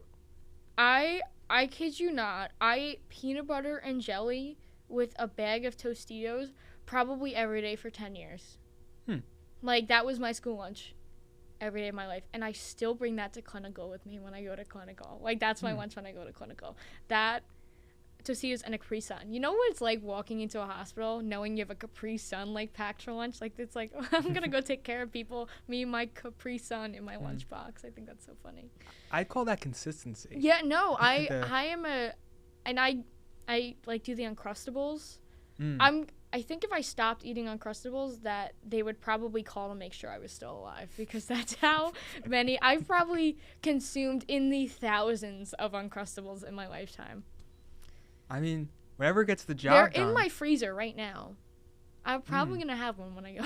As a celebratory meal. Oh, yeah. a celebratory Uncrustable, yeah, of course. I mean, I feel like that's kind of sick. That's like something like SpongeBob would do, showing up to work with SpongeBob? with his like school school lunch ready to. No, I have a Save the day. lunchbox. My dad picked it out at Target. Nice. Is it themed? It's just like a blue and green plaid. It's nothing special. I wanted something like plain. Apparently, like the Scooby-Doo lunchbox is like not acceptable anymore, so had to go with something more, you know, Some low more- key. yeah. A little more low key. Yeah. more grown up. Yes. And you brought up before going to see the ball drop, so I'd like to ask what the New Year means to you and what you like to do on New Year's Eve. Well, okay, that was like a one-time thing, so we'll go. I'm gonna kind of agree, with what Jeff said, and I'm not big on New Year's resolutions, because if I want to try something, I have to be in the mood. Like, for example, if I want to go run, I have to, like, no New Year's resolution is going to make me go run. I have to be in the mood. But I think it's, you know, it's a good fresh start in some ways, definitely. And there's a lot to look forward to in the next year. And I think it's just a good, like, milestone to help you kind of reflect of what's happened in the last 12 months. And you don't think it's that long, right? You don't until you think about what's happened in like January and February, and you're like, whoa, that feels like years ago. So I think it's a really good stopping point to be like, okay, what has been going on in my life in the last 12 years? What have I changed? Like, all these there's a piece of hair on my face. What has changed? You know, how has my life evolved from who I was 12 months ago? Like, if I sat down with 2023 Alyssa, what would she have to say about what I'm telling her right now? So I always think Interesting. that's cool. That's a great, because that's one of the big reasons why I'm doing this, is to sort of reflect. And I always think it's interesting to think about how you'd interact with your younger self. But now I have to dive into the ball drop. It's dive into the ball drop and tell me about that experience. That was pretty cool. It was cool. It was cold. It was cold. And I will say, a lot of the stuff you see is specifically set up for TV. So one of the stages is not facing the people at all. Like, there's rails on the side, and the only thing that's in front are cameras. So you can't even see one of the stages. And the other one you can kind of see, but it's mostly set up for TV. That's what I will say about it. And the one thing I thought was pretty cool was when, like, they released all the confetti in New York City. I actually have some of it. I have it in a Ziploc bag. Like, I still have it. That was a cool feeling. That was really cool. And I saw, like, the like big ugly Planet Fitness hats that they give out. Yep, I have one of those. Yeah, it was definitely a once in a lifetime thing, like a one-time thing. I will enjoy it from the comfort of my home. But it was cool. Like, I saw Sabrina Carpenter was there. Ryan Seacrest walked by me. Rita Ora walked by me as well. They were hosting last year. Flo Rida, who we ended up seeing here, I couldn't tag anyway, so I was like, well, womp womp, there go my cool points. But yeah, that was cool. That was cool. I would, Big bucket list item. Yeah, big bucket list item. And it's like, you know, there's just such a moment of togetherness, you know, no matter what is going on in the world at that very moment.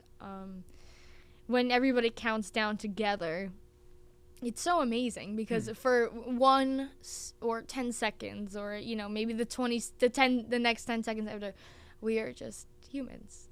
We are not, you know, we are not this, we are not that, we're just people. celebrating the same thing. Celebrating the same thing, regardless of where we've come from or how far we've traveled. You know, we're just all people for a little bit, which I think is very nice. And something that everyone is a part of, too. Yes. It's not just like someone's birthday. That's one person's birthday. It's the world's birthday. Yeah, the world's birthday. Another lap around the sun. Yeah. And I have to ask, on a less wholesome note, do people actually wear diapers to those things? They do? I didn't. You didn't? No. That is truth. Oh, 100%. There's like people will bring bottles to do their business in. Yeah, that's true. I know if you as a nursing student, It's so gross. Yeah. It's so gross. Yeah, I know it's a pretty shitty thing to do. Yeah. No, people bring bottles. We did it a little differently, so I wasn't out there the whole time. But yeah, it was fun. Interesting to know. A weird place to leave this off at. Is it? But, for myself, before I wrap this up, like, do you have any aspirations for the new year? Like any 2025 goals? Survive nursing school, I think, is goal number 1. But I'm starting my maternity rotation in January, and I'm so excited for that. That I am so looking forward to. Because that is, I think, the specialty where I think I want to land. So knowing I have that up first is so exciting for me. And then I have my pediatrics, too, the next semester. So that I'm really looking forward to, yeah. Very much, and a lot of other things as well going into 2025. And, of course, we're establishing you're a nursing student on here that we'll know in your future episode. Yes. I will not dox when that comes out. Yeah, it's a secret, you know. No telling. Exactly. I don't even know when it's coming out either, so it's fine. Exactly. And overall, Alyssa, I want to thank you for coming on here and being a part of this really cool special. Yeah, of course. And it was great getting to hear those stories, knowing you go to the Thanksgiving parade and have been to the ball drop. Yeah, that's a one-time thing. I'll be at home in the warmth on my couch this year. And that's an experience that people are definitely curious about because it's such a big thing. Yeah, I would say when they say once in a lifetime, once. Yeah, once. One time is good. But speaking of more than one, it's time to get on to our next guest. So thank you again, Alyssa. And now let's move on. All right, everyone. Now we're joined by episode 32 guest Michael Castillo making his return for this big holiday special. So to kick things off, Michael, I'd like to ask you, what are some of your family's favorite holiday traditions? For the holidays, well, pretty much the same thing as everyone else. We kind of eat like a Christmas dinner, like pork shoulder. We do like the cookies and milk stuff. Especially for my like younger siblings, like they just want to be like brought up like that as well. And I feel like we're like a Christian family, so it's about what you expect. Nice. And you guys live in the city, so how is Christmas, like that Christmas energy there? A lot of lights, a lot of a lot of smells. More like sweet, like peppermint stuff. Sometimes, especially since we live like down the block from a grocery store, so everyone getting, like they also sell like trees on our block, just wrapped up. So yeah, it's a lot of pine. Interesting. And do you and yours like kind of go out during the season, like do like any of the big holiday shopping spots in Manhattan or anything like that? Like Macy's, like something like that. Too expensive. Too expensive. We sometimes go out when it's like snowing. Like we go out to like Central Park, like sled or whatever with the kids. It's always fun.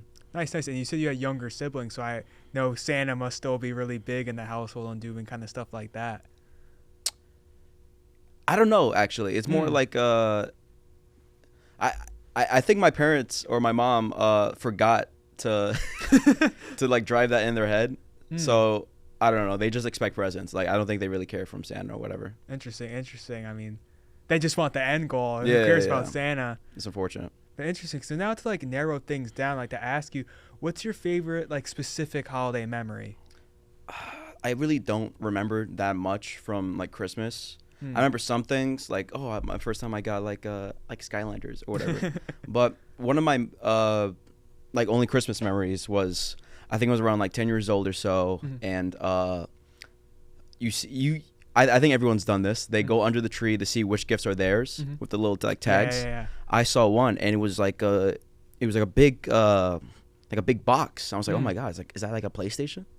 Right? Like I got super hyped, and when Christmas time finally came, I was only looking forward to that one, like the biggest one. Yeah. Because the other ones were like, I don't know, cards or whatever. Mm-hmm. And when I finally opened it, it was because it was also for my dad. Yeah. So I knew like that one had like some value. Yeah. Right. When I opened it, it was the HP printer. and then my dad, he was there. He was like, yeah, you know, I just wanted I figured a printer would be nice so you don't have to go to the library to print out for your work anymore. Like, that's not what a kid wants, right? Like, I wanted a PlayStation or like I don't know, like the new Xbox or something. Yeah. The last thing anybody should get their kids for Christmas is a fucking printer. All right? That's just like wild disappointment. Especially since it was the biggest thing under the tree. Yeah. Right? And we still have that thing today. Like, it's in my room. I hardly use it, but every time I see it, I imagine it with the same like wrapping paper that we've been using for the past like 10 years. Like I could see it like back in the day when it was under the tree. I've used it like maybe 10 times. I mean, I guess you've gotten some mileage out of it, but yeah, it's a funny play on like expectations. Yeah, it's a funny bit, but that's hilarious. And you kind of talk about the traditions and things you do with your family. I'd like to ask you, for your future family or loved ones, what kind of traditions or memories would you like to make? Kwanzaa. We're gonna celebrate Kwanzaa. No. No, No. Not changing things over. No, we're not changing. Well, I mean, it depends. Like what family you know it is. Like what traditions they have for the holidays. But I think chances are it's gonna be Christmas. You know, and I think Christmas has a lot of good like moral lessons to teach kids. Like it's about gifting, not receiving. But like they don't really learn that till like they're like around our age. So. But I think the whole like holiday season is just it's just another excuse to get people together, same as Thanksgiving. Yeah. And is there anything you'd like with a potential future family you'd like want to start, like a tradition that maybe other families have or that you've seen? Like start a new thing? Start something new potentially. I would make my birthday maybe like a bigger celebration and involve everybody. Right? Like it'd be my day, right? Like I for my birthday when I have kids, I don't want to have like hey daddy, I draw you a picture. I want a beer. I'm playing. But I would want them to like spend the whole day with me or so, you know, stuff like that. Cause I feel like I didn't really do that when it was my dad's birthday, cause he was always like gone. So I kind of just want to be like, you know, or I feel like, you know, I would probably just want to spend the day with my whole family. Okay. When is your birthday? May 15th. May 15th. Okay. Like 2 days after, or like everyone leaves. So I can't celebrate it here. So unfortunate. I mean, yeah, it's another thing, like your birthday, to bring everyone together, similar to an event like Christmas. And I mean, wanting togetherness with your family, that's what the holidays are all about. And moving forwards into talking about the future, I'd like to ask you what the new year means to you and what you like to do on New Year's Eve. Well, every year I say it's my year, or at least it'll be a better year than last year. It's never true. You know, unfortunately, it's never true. But hopefully this is my year. But I don't know. I don't know where this is from.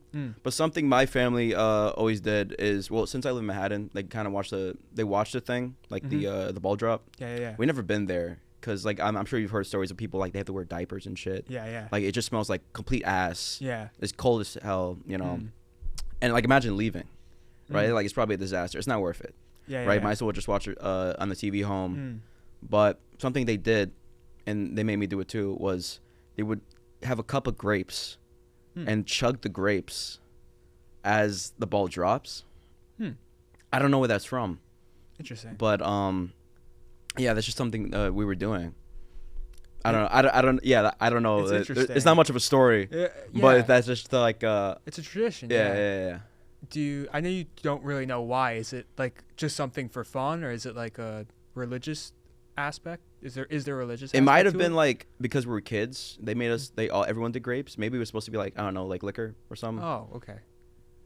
I really don't know why they substituted grapes for that, but or maybe it was like wine or something. I don't know. Okay, just as like, I mean, grapes kind of make wine, so that would make sense. That would make sense. They're kind of translation, and that's very interesting. And like, is there anything else like you would do like on the New Year's Eve to celebrate? No, it's just boring.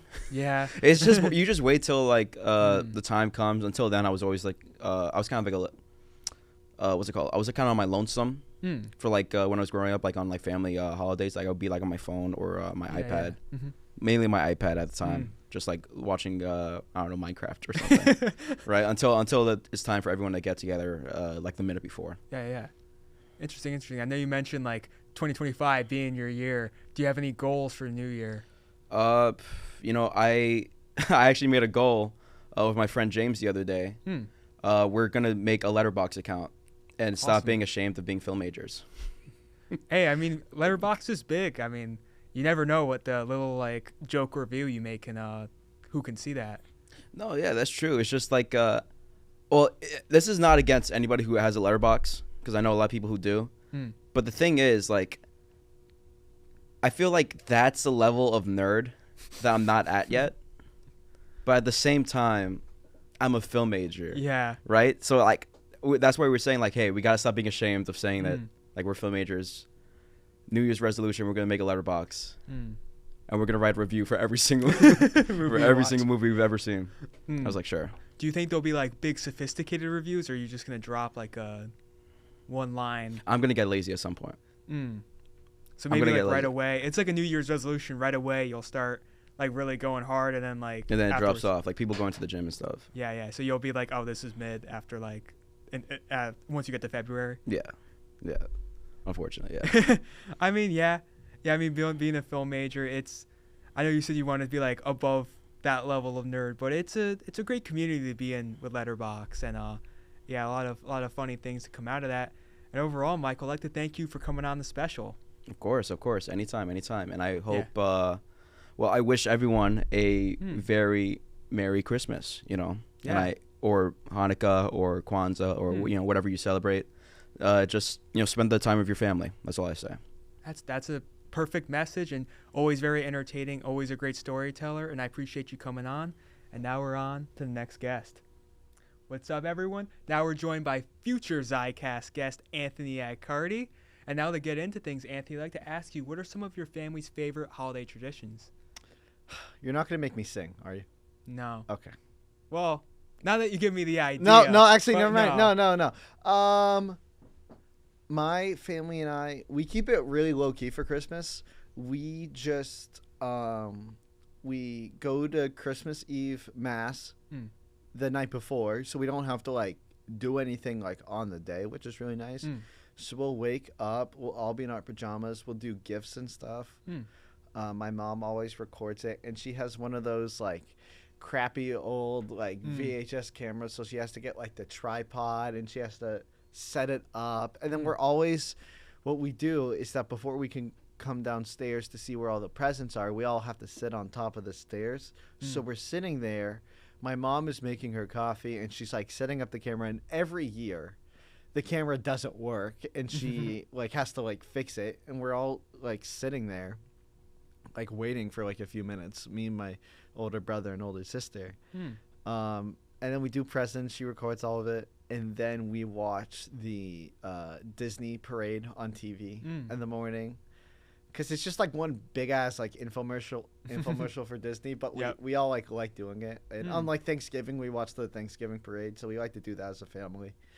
And then for like food, we'll just make like pancakes and stuff. Like we do like breakfast food. Like we'll have like some of the like the usual like Christmas Day meal sort of stuff, but we're not like that serious. And then once we eat, we just kind of hang out the rest of the day. Like we keep it like on the actual Christmas day, we just like relax and we just hang out with each other. Very nice. And it's interesting, the camera on the tripod, the precursor to you becoming a pseudo film major. I'm not a film major. It's okay. All right. That's cool. Yeah, you're just a chill family who wants to enjoy Christmas. We're just a chill family. Yeah.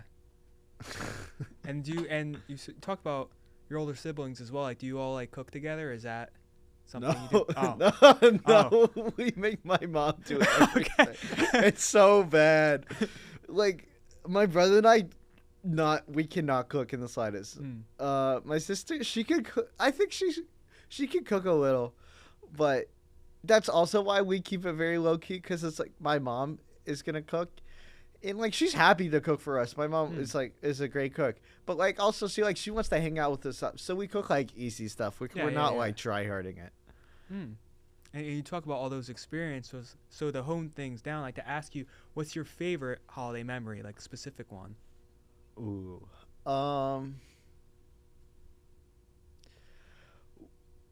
When I was like, I think I was in the second grade. I think I was at 8.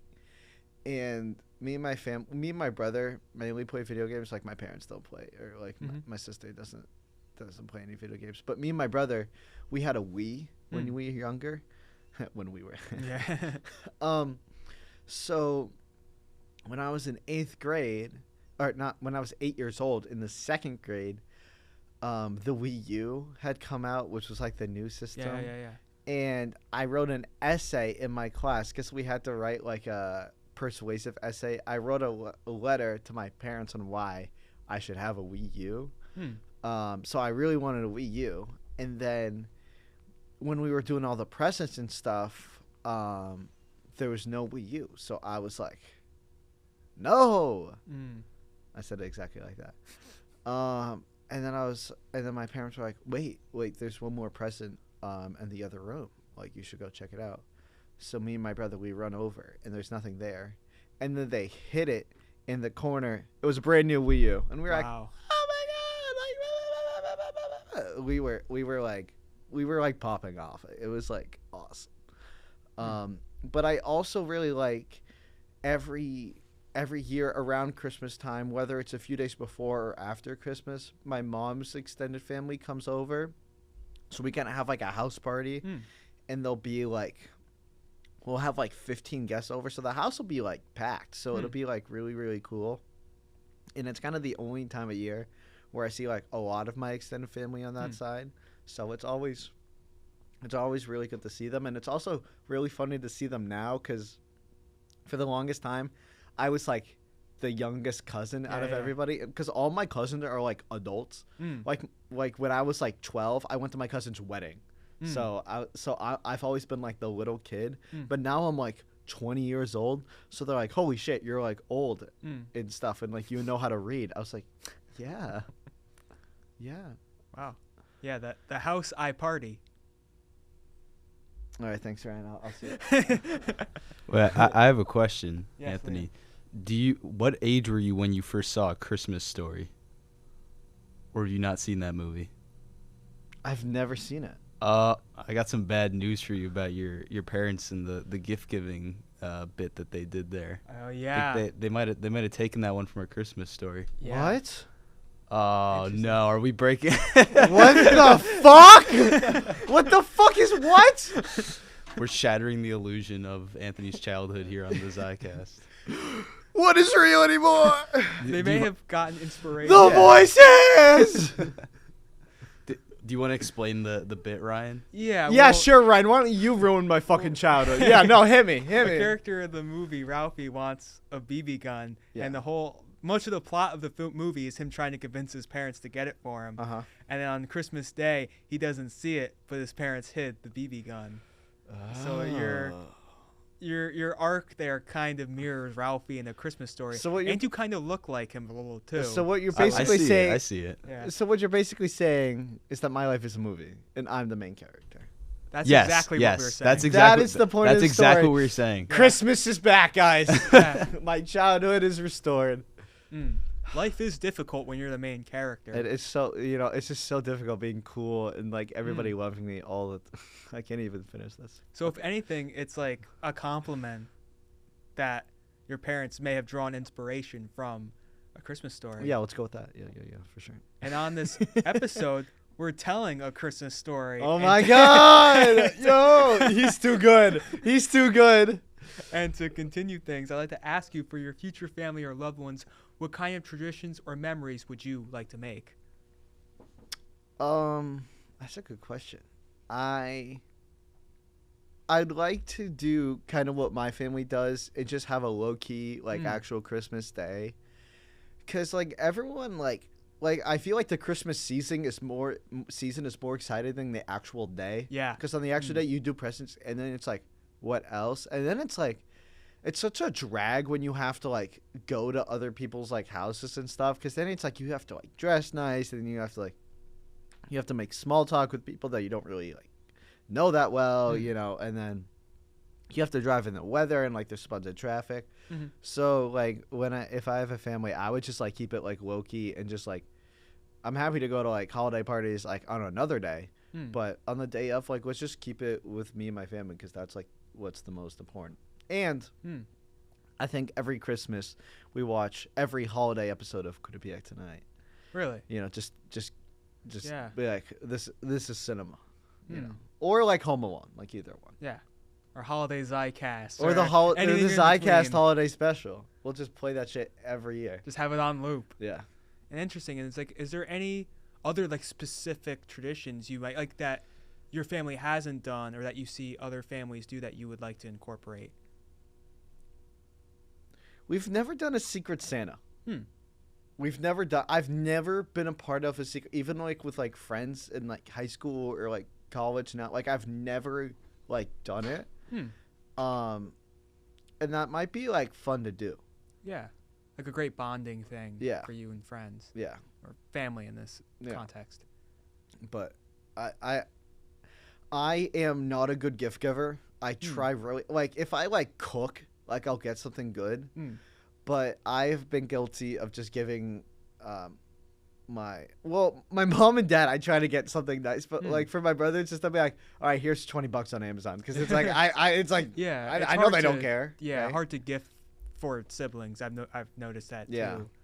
But you are very mindful about things. I feel like that's something you'll definitely improve upon, because you do think of other people in lots of ways. So yeah, it's a work in progress. Yeah. When you gain the dad skills, you'll be able to. My dad jokes are already so good right now. Like, if I have a kid, oh my God, I'll just be unstoppable. Yeah. With some crazy dad lore. Dude, I have so much dad lore. It's crazy. And to talk about what that dad lore could be, I'd like to ask you what the new year means to you and what you like to do on New Year's Eve. Well, on New Year's Eve, either up until this past year, I just hang out with my family, and we'll watch like the NBC like ball drop special. Yeah. And then we usually make fun of the performances because they're usually not that good. And my mom will get champagne glasses. So when I was little, she would fill it with apple juice for me and my siblings, and then she would have like my mom and my dad would have champagne, and now my sister, like, she's old, so she could have champagne. So now, like, I think this year we'll all have champagne, which is pretty cool. Nice. But for the new year, I'm really excited because 2024 has been a very crazy year for me. I think 2023 Anthony and 2025 Anthony are like will be completely different people. Like, I've changed a lot in the past like 340-ish days. Yeah. So I'm excited for 2025. It's just like a new stepping off point into like the next chapter of my life. I very much second that in my own regard. I'd like to ask you, like, do you have any specific goals for the new year? I think I want to be more patient with myself, because I'm very into self-growth. I'm very into like doing things, very into like, I always want to have something on my plate. I always want to be active. But I think the most important changes in life happen slowly. And I think what I'm working on now and what I can continue to improve about myself is to giving myself grace and saying that, I don't need to have myself figured out by the end of January. You know, there's still 11 months left. Rome wasn't built in a day. Yeah. And that's a great message for life, to be patient with yourself, especially as you said that things have changed so much in your life. Like you said, 2023 Anthony, 2025 Anthony, and the 2026 and 2027 Anthony could be very, very different in their own rights. And being open to those new things that you come across in life is so vital. And overall, Anthony, I'd like to thank you for returning to the Zicast. Of course, your episode's a little down the line, but hell yeah, always very fun and entertaining getting to listen to you talk. And kind of just express the way you feel about things, and they get to talk about you and your family. And now we're on, and thank you so much again for coming on. Thank you. And now we're on to the next guest. Welcome back, everyone. Here I'm joined by future Zicast guest Mila Iuteri. I'm very excited to get into this, Mila. So to start things off, I'd like to ask you, what are some of your family's favorite holiday traditions? So I was raised in a both Jewish and Catholic household. So we celebrated both Christmas and Hanukkah. I mean, we still do. But my favorite tradition throughout all of my years is my grandparents would come over for Sunday brunch, and after that we would put up our Christmas tree, put up the menorah, and just listen to holiday music, dance around, and it was always just like a fun opportunity to be with my family and also just get ready for the holidays. Interesting. So you got like the best of both worlds, Yep. so to speak. So like kind of explain like how you kind of like balance both traditions in that sense. Yeah, I mean, my mom's side's the Jewish side, my dad's side's the Catholic side, and I mean, they both love to represent each other's religions and like also celebrate things for each other and also celebrate their own religions as well. So it's really nice because my entire family likes to be involved on both ends. And like they always wish me a happy Hanukkah, Merry Christmas on both sides, and it's really nice because I feel like I get to learn about both religions while also celebrating with the people that I love. A lot of presents. That's basically the big takeaway of both of those. Like, what would you say are your favorite things about both of them? I mean, we do different things on the actual holidays for both of them. So for Christmas, my sister and I, we wake the house up early in the morning, open all of our presents, and then we always host a Christmas dinner. And we'll do like the traditional like 4-course meal. And then for Hanukkah, we'll celebrate the 8 days of Hanukkah. We'll say the prayer, we'll light the menorah, and then for Hanukkah we do gift cards instead. And because my sister and I are in college, we'll do it for restaurants that are near our school so that we could have places to eat. So it's really nice because I know that I mean, I'm always grateful for everything that I have, but it's also nice to just celebrate with my family. I think that's like the big thing. So. Yeah, it is what it's all about, and it's great that you have the experience of doing both. You could kind of connect with other people in that regards too. And if you have a specific favorite holiday memory from either or just in general, which one would you say? What would you say it is? I mean, okay, I've got a good one. So for Christmas, my family, we love to really just be with each other. And like my sister and I, like I said, we wake everyone up early in the morning. This specific morning, I think we had to have been like 10 and 11, but we woke up our entire family at 4 in the morning. We had everyone come downstairs and start opening gifts. And my parents told my sister and I, oh, like, we got your grandmother a new TV stand, like you guys, and like it was like a big wrapped box. And they said you could sit on this box while opening all of the gifts. So we're sitting on this big wrap box thinking, okay, it's a TV stand for my grandma, like whatever. And then they told, like my parents said, okay, like open grandma's gift for her. So we start like slowly unwrapping it just because it's like we know it's not for us, like it's a TV stand. And it ended up being a trampoline for us. So they like pranked us, but it was really nice because they really tricked us the entire time. And it was just really funny because we all laughed about it because we were opening it so slow. And then as soon as we saw the words trampoline on the box, we just like ripped it out. And then like in the spring, we put the trampoline up. So you got that like elation of doing it. Yeah, you got duped. Yeah, But seriously. in the best of ways, it's interesting. It's kind of like other stories have been shared on here, like what happened in the Christmas Story, where it's like they wanted something, they didn't see it in their big plot of gifts, and they go and they find it. So it's interesting to like.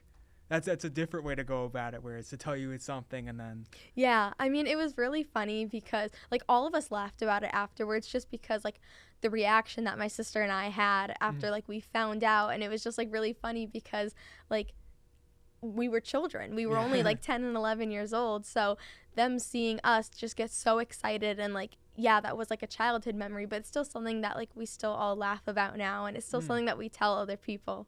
It's a great idea for what you can do in the future, which leads us well into our next topic, which is for your future family or loved ones, what kind of traditions or memories would you like to make?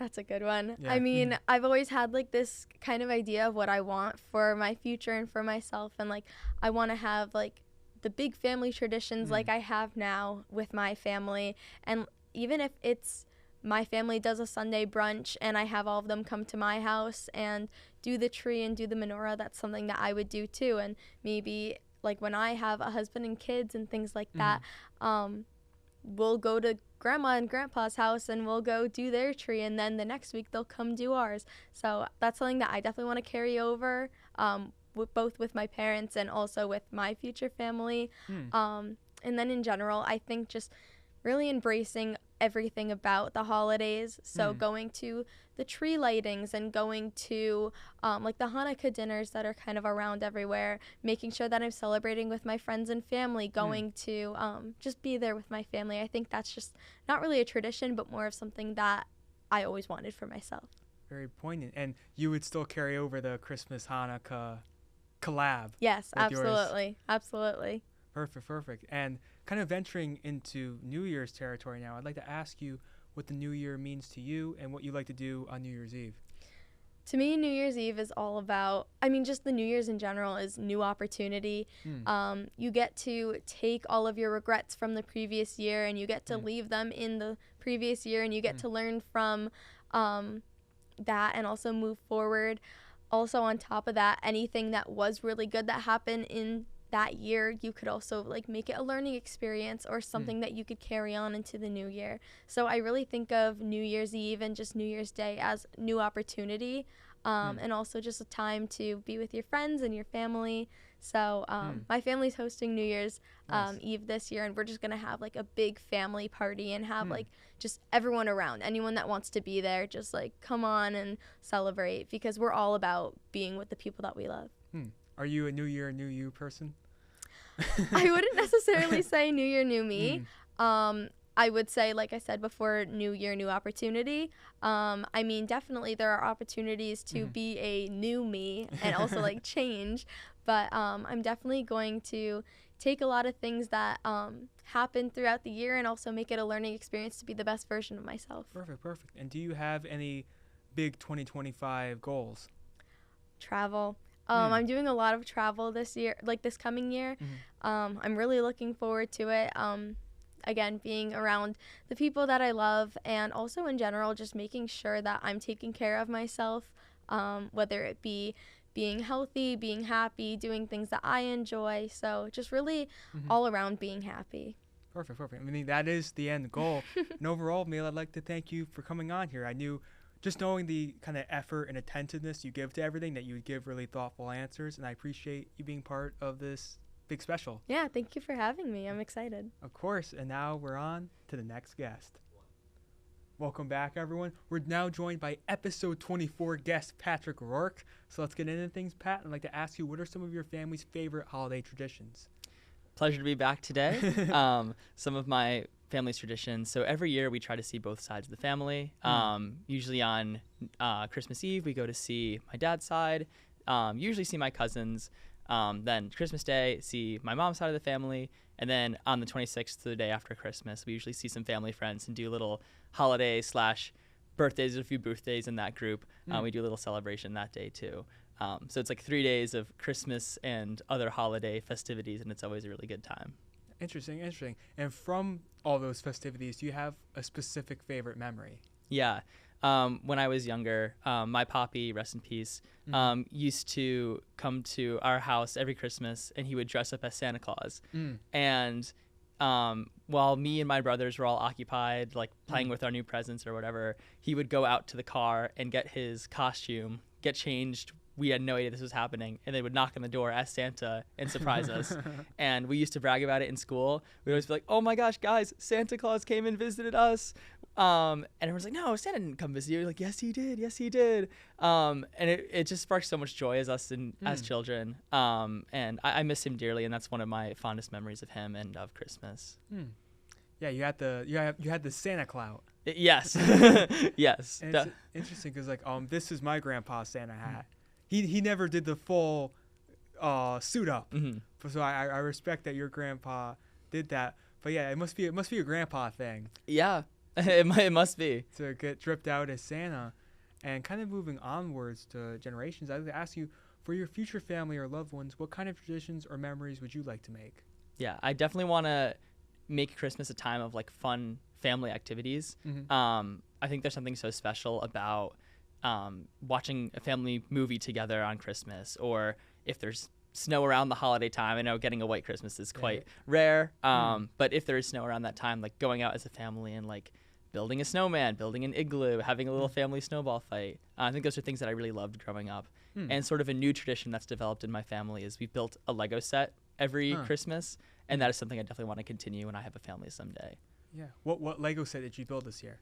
Gonna be built on Christmas. We got this like Santa's mail shop, or like his like Santa's post office / shop. It has like a hot air balloon and like a mail carriage, and like a mail room, and then I think there's some elves making presents somewhere in the set. But it will be built either on Christmas Eve or Christmas this year. Perfect. And this is dropping on Christmas, so we'll get that built on Christmas yeah, and this episode releasing on Christmas. I was thinking that, it's cool that it's like holiday themed too, because I know you love like your Lego Star Wars sets and things like that. That's a cool tradition to carry on. And like, do you think you do anything else like new like that, or would you like to do anything new like that with your future family? I think that in general, just having those kinds of traditions, and like building them early and having them continue. Like I think that one of the hardest things with family traditions is that as kids get older, they start having less. They start to want to participate less and less. Yeah. So maintaining those traditions over time, I think, is super important. And starting early and being like, hey, let's build a family Lego set on Christmas. Let's watch a holiday movie this Christmas. Let's go out and have a snowball fight as a family around the winter time whenever snow actually happens, which there better be snow in the future. Yeah. Please, climate change, no. But then maintaining those traditions as my kids get older, I think is something that's super important to me and something that I think about a lot. That's a very interesting point, like adapting traditions as people age and as they get different interests and are like into different things. I think the Lego set is a great example of that, is to like find something everybody likes and do it, but do it in a holiday Christmassy way. Yeah, and it definitely is. Lego in general is something that sort of transcends age. Because like a lot of people get interested in Legos when they're kids because they're originally marketed towards kids, but now Lego has like diversified their brand so much, and they have so many sets that are labeled as 18 plus, and they're specifically targeting adult audiences. And it's something that's just so fun, peaceful, calming to do that anyone of any age can enjoy it. So it's been a super fun thing. I think we've done it now the past 3 years. And it's been an awesome like new family tradition that I'm looking forward to keep doing in the future. Yeah.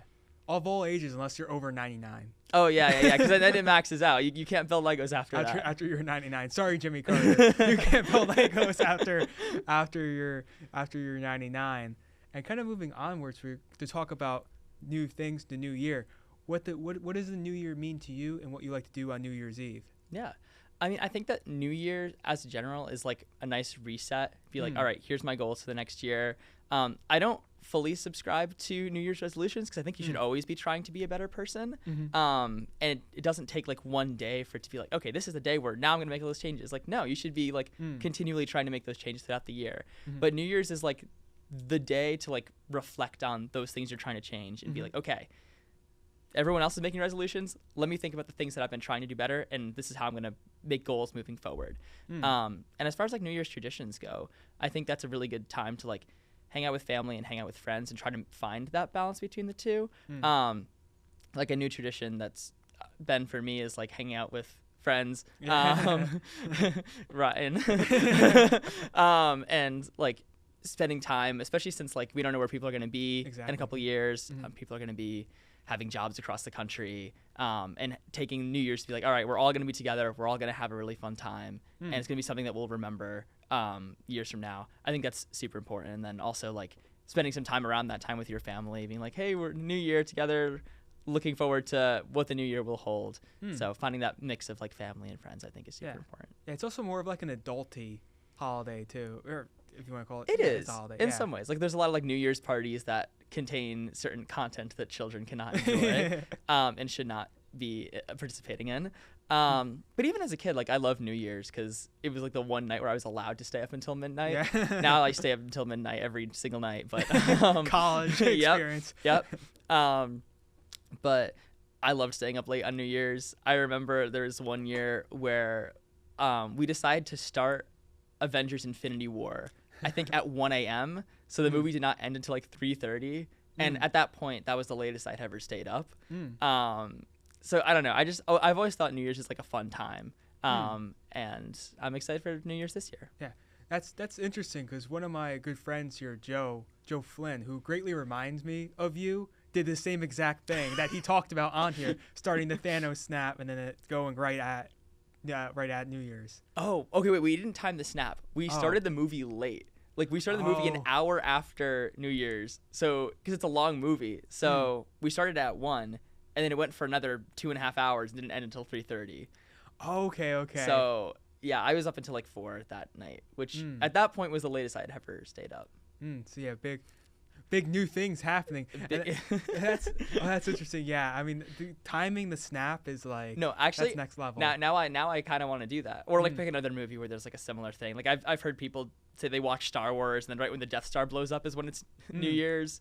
I feel like that's more eventful for New Year because it's like a celebration. Yeah. So that one makes more sense than Thanos wiping out half the population. That's kind of depressing way to start the new year, but yeah, especially like the dun tune that plays as you're starting 2025. And speaking of 2025, do you have any big goals for 2025? The biggest goal is to figure out what I'm doing post-graduation. Because I'll be graduating in the spring, and then figuring out if I want to do a job, which right now I'm leaning towards getting a job, possibly doing something else, school, if I want to do some form of master's or PhD program. Unsure about that one, but probably getting a job. Yeah. So figuring out my life goals and not life necessarily entire life, but figuring out my immediate goals for the future and then figuring out how I can build from there. But definitely a little bit nervous, but also looking forward to the future. Yeah. As soon as those words left my mouth, I knew like, well, graduating was graduating's that's the biggest thing at the moment. Yeah, same here. And I know you're gonna do the right things and figure everything out. And because I've had a lot of other seniors on here as we talk about those fears, but it's an exciting time for us. And overall, Pat, I want to thank you for coming back on here and being a part of this big special. It's a fun way for us to catch up. Yes, thank you for having me. Of course. And now we're on to the next guest. All right, everyone. Now we're joined by episode 7 guest Harrison Chea. And to get right into things, Harrison, I'd like to ask you, what are some of your family's favorite holiday traditions? So, in terms of family holiday traditions, it's pretty split between my mom's side and my dad's side. So, I do a bit of both with them and kind of alternate between the years. So, for my dad's side, I have a lot of relatives on his side. So we usually have a get together at my grandparents' house. And it's like with all my cousins, all my aunts, and all my uncles. And we kind of just do like a food fest and like watch a Christmas movie or go out to the cinema and watch a movie, some sort of that. And it's kind of just a nice way to get with like my dad's side of the family, because that's like usually holidays are like the only time I keep in touch with them. And I'm pretty close with my cousins who are like brothers and like sisters to me. So that's a pretty good moment for me. For my mom's side, it's usually just a more of like stay home kind of thing, because I live with my mom. We don't really do much, but I think one of the things that we do keep as a tradition is kind of like a dinner night, like a hot pot.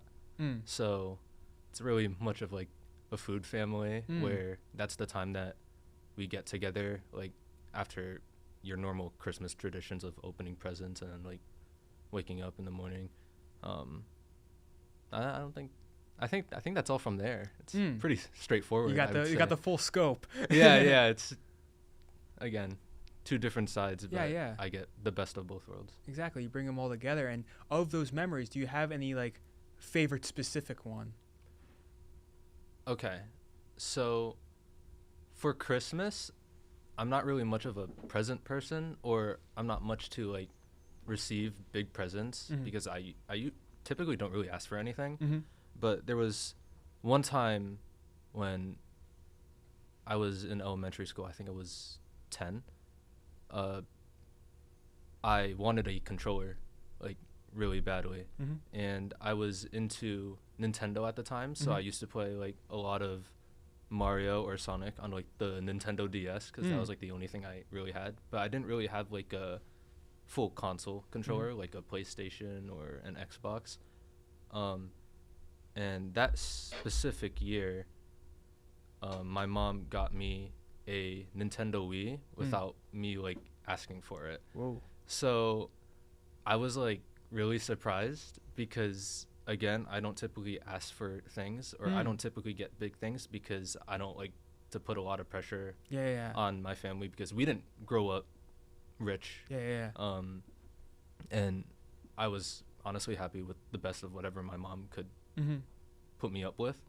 So I think that was, like, one of the greatest presents, and, like, again, the greatest memory that I ever had, because I remember just the first thing I did was set up that with my mom, and we played Smash Bros together, which was one of my first games.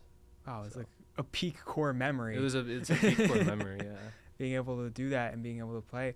And kind of moving onwards, I'd like to ask you, like, for your future family or loved ones, what kind of traditions or memories would you like to make? Because of, like, the way I grew, I would love to kind of give more than I receive. And that goes with my family now, infused with whatever future family I have, whether, you know, I have, like, a wife or a kid or kids or something like that. Like, I want to be the son that my parents raised me to be, and kind of just give back to my family for kind of everything that they've done for me. And I feel like Christmas is, like, such a perfect time to do that. And of course, the same with whatever family I grew up in. Like, I want my children to pretty much have what I never had. Because, again, going back to, like, not being in, like, a rich household, I didn't really receive much, and I didn't ask for anything. So I would love to just spoil my kids, spoil my wife, spoil my, like, parents back, spoil my sister, who deserves, like, big Christmas traditions because she is so young. And it's difficult because of that age gap. Like, my sister is 13 years apart from me. So, like, I can't really fully grasp, like, what's on her mind. But I would love to try my best by being able to start giving back. And I think that's one way to connect with her and my family and everyone else in between. To return the favor. To return the favor, And kind of everything kind of comes back around, like you said, during the holidays. And kind of moving onwards, I'd like to ask you, like, you talk about generations futures, like, what the new year means to you and what you like to do on New Year's Eve. Wow. I feel like New Year's Eve is a reminder to me to be persistent, especially at, like, this time of age that we're at right now. I feel like it's something that I should be striving towards, or more, like, demanding, because starting from now, like, my future's gonna grow rapidly, and you know, we're gonna have jobs, we're gonna be graduating out of college. It's gonna be tough, like, conditions. Like, we're finally, like, going to be we're gonna finally, like, accept reality in whatever shape or form that we're gonna go through it. So I think it's really, again, a reflection that I should be persistent on the things that I want to work on myself, whether it's the good that I already have about myself, so things that I can do better from what good I already have done, and what I can do more. So that goes with whatever job that I want to have in the future. I'm not really sure yet. I'm kind of scared about that, really, because I haven't thought about that enough. But again, this is the year to really think about that and kind of, like, boost my morale, be confident, and kind of go out in the world and be adventurous and kind of like risk taking at that. Yeah, this is our year. This is our year, yeah. And you talk about being risk taking and adventurous. I'd like to add on to that is that this special is also a way to catch up with people, and you were just in London. I was just in London. If you don't mind sharing a bit about that experience. It was definitely one of the best 3 months that I've ever had. Like, I feel like I've grown so much as a person in the way I think with the kind of work I do. And it was such a nice 3 months to tell me that there's so much more out there in this world that people think differently, but also people kind of like share like the same end goal, where you're working in a different environment, but everyone's like striving towards something.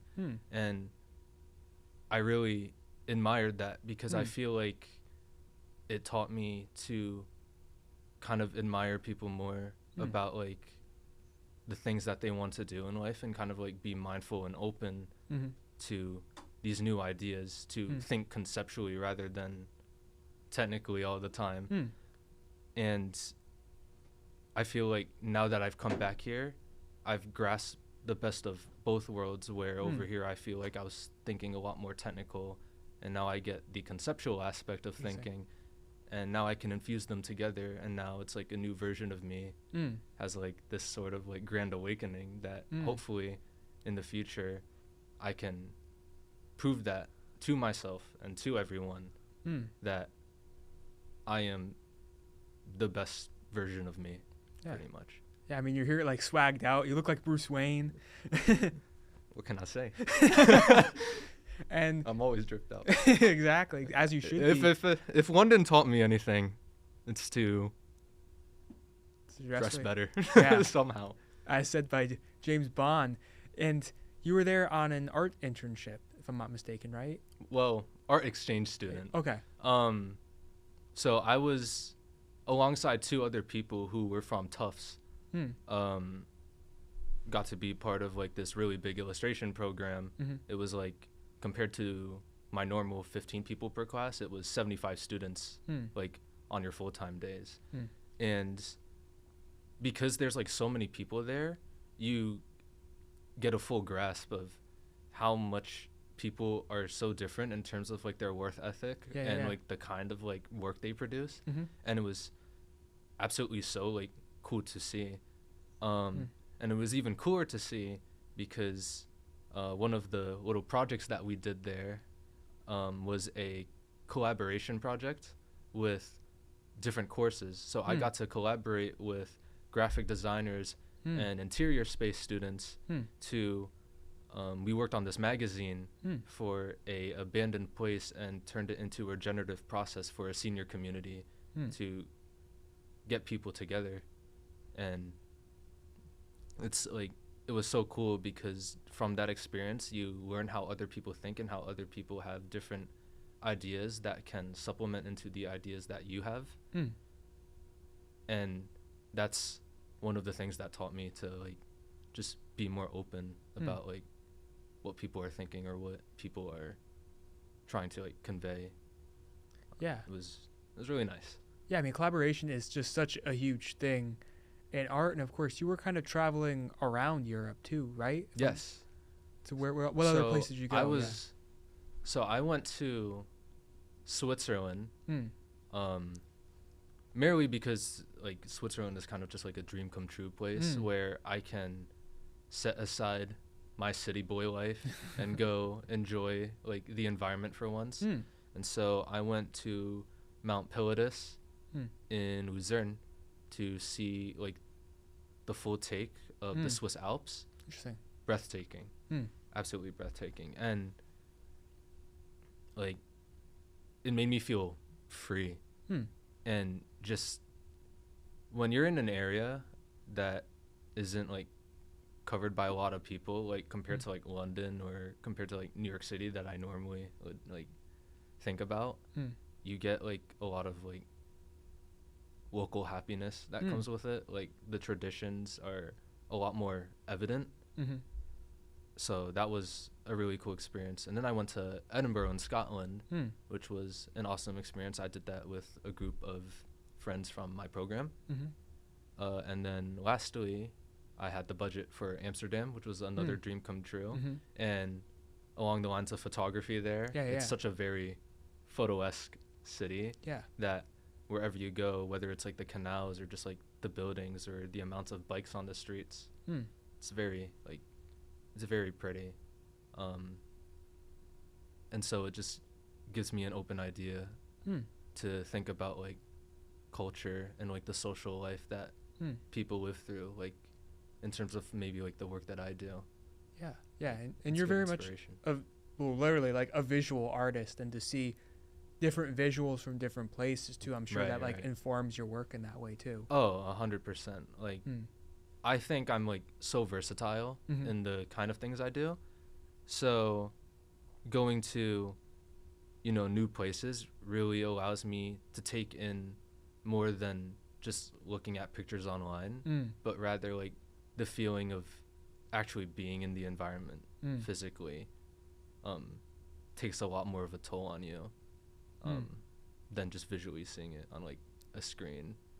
So like I said, very much like a dream come true. And you can like feel the environment actually being there. I know like you went to a soccer game, I remember too. I went to the US versus England women's soccer match.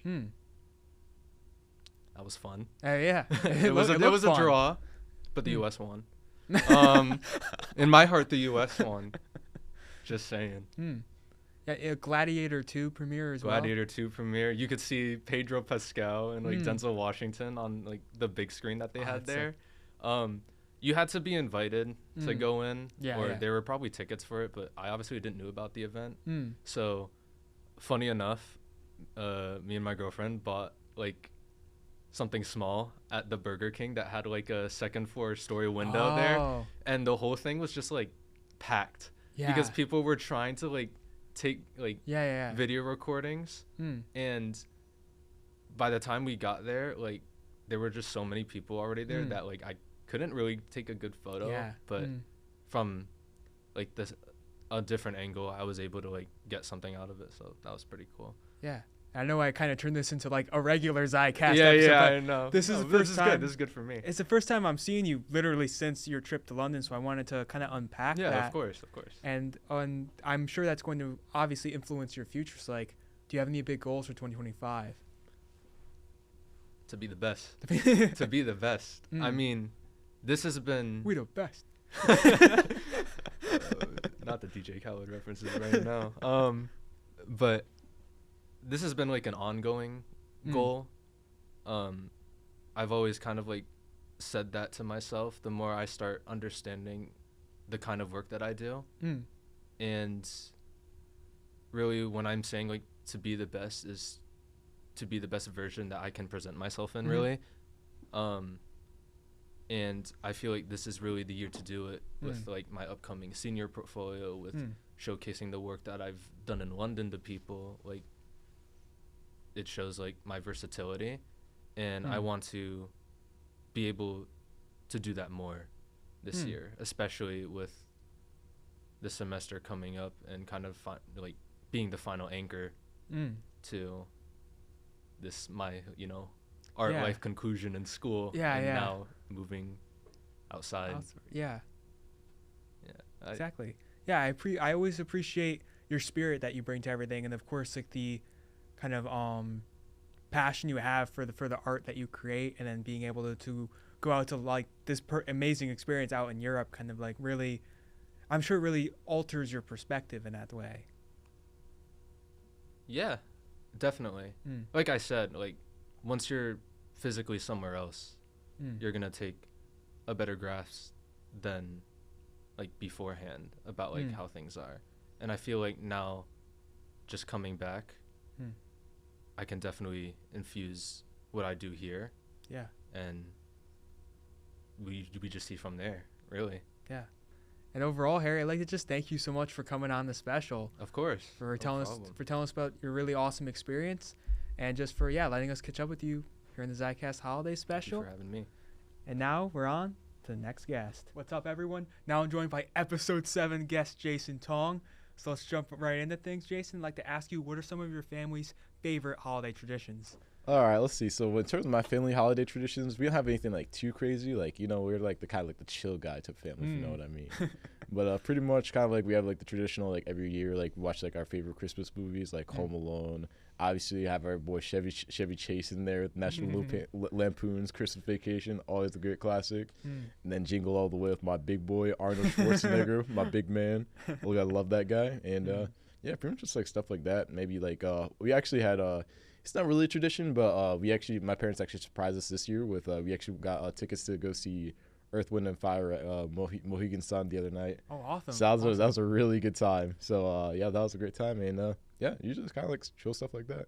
Perfect. Like, do you do anything like going over your grandparents' house or anything special for dinner or anything like that? Not really. That's usually for like Thanksgiving thing. We usually like kind of travel a little bit more. Christmas is kind of like lay back and kind of just enjoy the holiday. Awesome.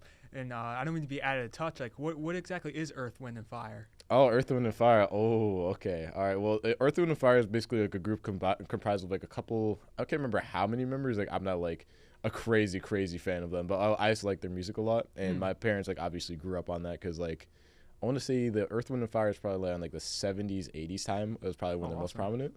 But they're still prominent now, which is pretty crazy. Like it's over like 40 years later. But yeah, Earth, Wind, and Fire is pretty much like a band. Like I want to say they're like R&B, kind of like that type of genre. But like they have like songs that people will probably remember, like September and Devotion by them. Oh, okay. Yeah, stuff like that. So like if honestly you check out Spotify and you pull it up, I'm sure, I guarantee that you guys will have a great listen. Earth, Wind, and Fire. Yeah. We always bring in that fire, man. That's what we do. Awesome. And kind of moving onwards, I'd like to ask you, like, do you have a specific favorite holiday memory? That's tough. I can't really remember, but I mean, I do remember some things, like some gifts I got in the past when I was little. I'd say like one of my favorite ones is probably getting like a Ben 10 watch when I was little. Like it had like sound effects and everything. And I remember when I opened it, like I thought it was like the coolest thing I ever got. And I always remember that like every year, like the whole car ride to like I think we were going to my uncle's house. I was like playing that thing for like the whole like 5-hour trip. Like I'm sure like my parents getting like really sick of it, just hearing like the sound like popping on and popping off. But like, bro, I loved like every second of that memory. That was a great time. Yeah, I think I had one of those like the watch. Yeah. The Omni watch. Yeah. Watch. Bro, that thing went crazy back in the day, bro. I still think about it to this day. Yeah, because I remember Ben 10. Cause like for those who don't know, like we went to preschool together. Yeah. So we go way back. So we were always like Phineas and Ferb and stuff like that. That's what we do, bro. Dude, like all like the Batman animated series, Batman Beyond. Yeah. Bro, literally everything, bro. And then we grew up and became Batman. That's who I am. I'm Batman. Perfect. And talking about traditions, things you do, I'd like to ask you, like, for your future family or loved ones, what kind of traditions or memories would you like to make? I think I definitely want to travel a lot when once I have my own family and everything. Like once I like settle down and stuff, as I want to have like be able to like travel to certain places. Like places I really want to visit is actually Switzerland. Interesting. Because I've actually watched my friends got me hooked onto a K-drama called Crash Landing on You that I recently finished. So it's a Korean drama. That's what they call it. Like I said. So it's like the phrase for it is like K-drama, but it just means Korean drama. And that is probably one of the greatest shows I've watched in a long time. I'm not gonna lie. Like I was shocked at how good that was. Shout out to my friend Elena. Thank you for that one. That was very good. But yeah, that show like basically like got me like hooked onto like the kind of like the thought of like going to Switzerland. And I actually have a friend at college that lives there. Really? And literally like he's told me about it. Like he's the coolest dude. And like the thing is like when you see him, like he's like 6'6", so he's probably like maybe like 210 or something like that. He's a big guy, but he's like the gentlest giant ever. Like the way he talks to you is like it's just so quiet and so calm. And like literally when I first met him, I was like, "You're from Switzerland?" I was like, "Yeah." It's I was like, "Bro, that sounds so tough." I was like, "I want to go there now." And then later seeing that show, I was like, "I'm gonna make sure I go there one of these days." So I got some trips in mind that I want to go to now. So I got Switzerland's on there. I want to go to Japan. I want to go to Korea to visit my boy Zion over there. Bro, I have so many places I want to travel to. But yeah, traveling is definitely one big thing up there. Yeah. And do you think you'd want to do that like on the holidays itself? Yeah, for sure. Like any like specific place you really want to see on Christmas? A specific place. I guess I'd say maybe like Japan. I feel like Japan would be kind of cool on Christmas to kind of like go over there. Because the thing is like obviously like in like America and like the US, like our traditions are like very different.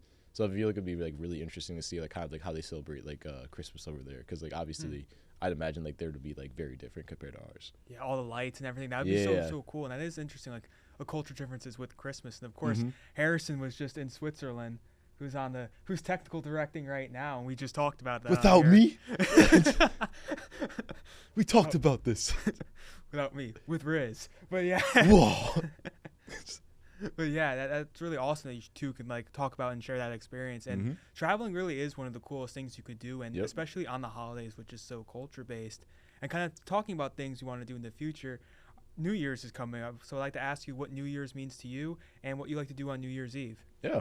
So pretty much New Year's means to me is kind of like I'd say like almost like another opportunity. That's what a lot of people see it as. They call it like the expression "New Year, New Me." Yeah. With that air quotes on that one. But like I'd say pretty much that's like a really good opportunity to kind of like check some things out, and then also it's kind of it's almost like a really good like baseline to give yourself for like a New Year's, like, oh yeah, I can set all these goals. So it's kind of almost like a reset for everybody. Because like if you have like a bad like obviously if some people have like a bad 2024 for example, so it's like, oh man, this year is like I didn't hit my good bench press. I didn't hit my 250 bench press. I was like, but I got next year though. It was like we got 300 in the bag. 50 pounds up, like, hey man, I like the mentality. But yes, it'd be like stuff like that where you can set goals for yourself. So like for this coming year, I want to like be able to obviously like make a good amount of money, but like that's not like my top thing. Just because like that's not really something that matters to me like a ton right now, because obviously like I'm still in college and stuff. So money is it is a big thing obviously, but obviously like I'm young enough where like you just gotta enjoy the journey. So like I see like I just want to kind of just like figure some things out with like jobs and everything, but honestly just learn to just like enjoy the journey a lot more, and it's kind of like just be able to just learn to sit back and just kind of just enjoy.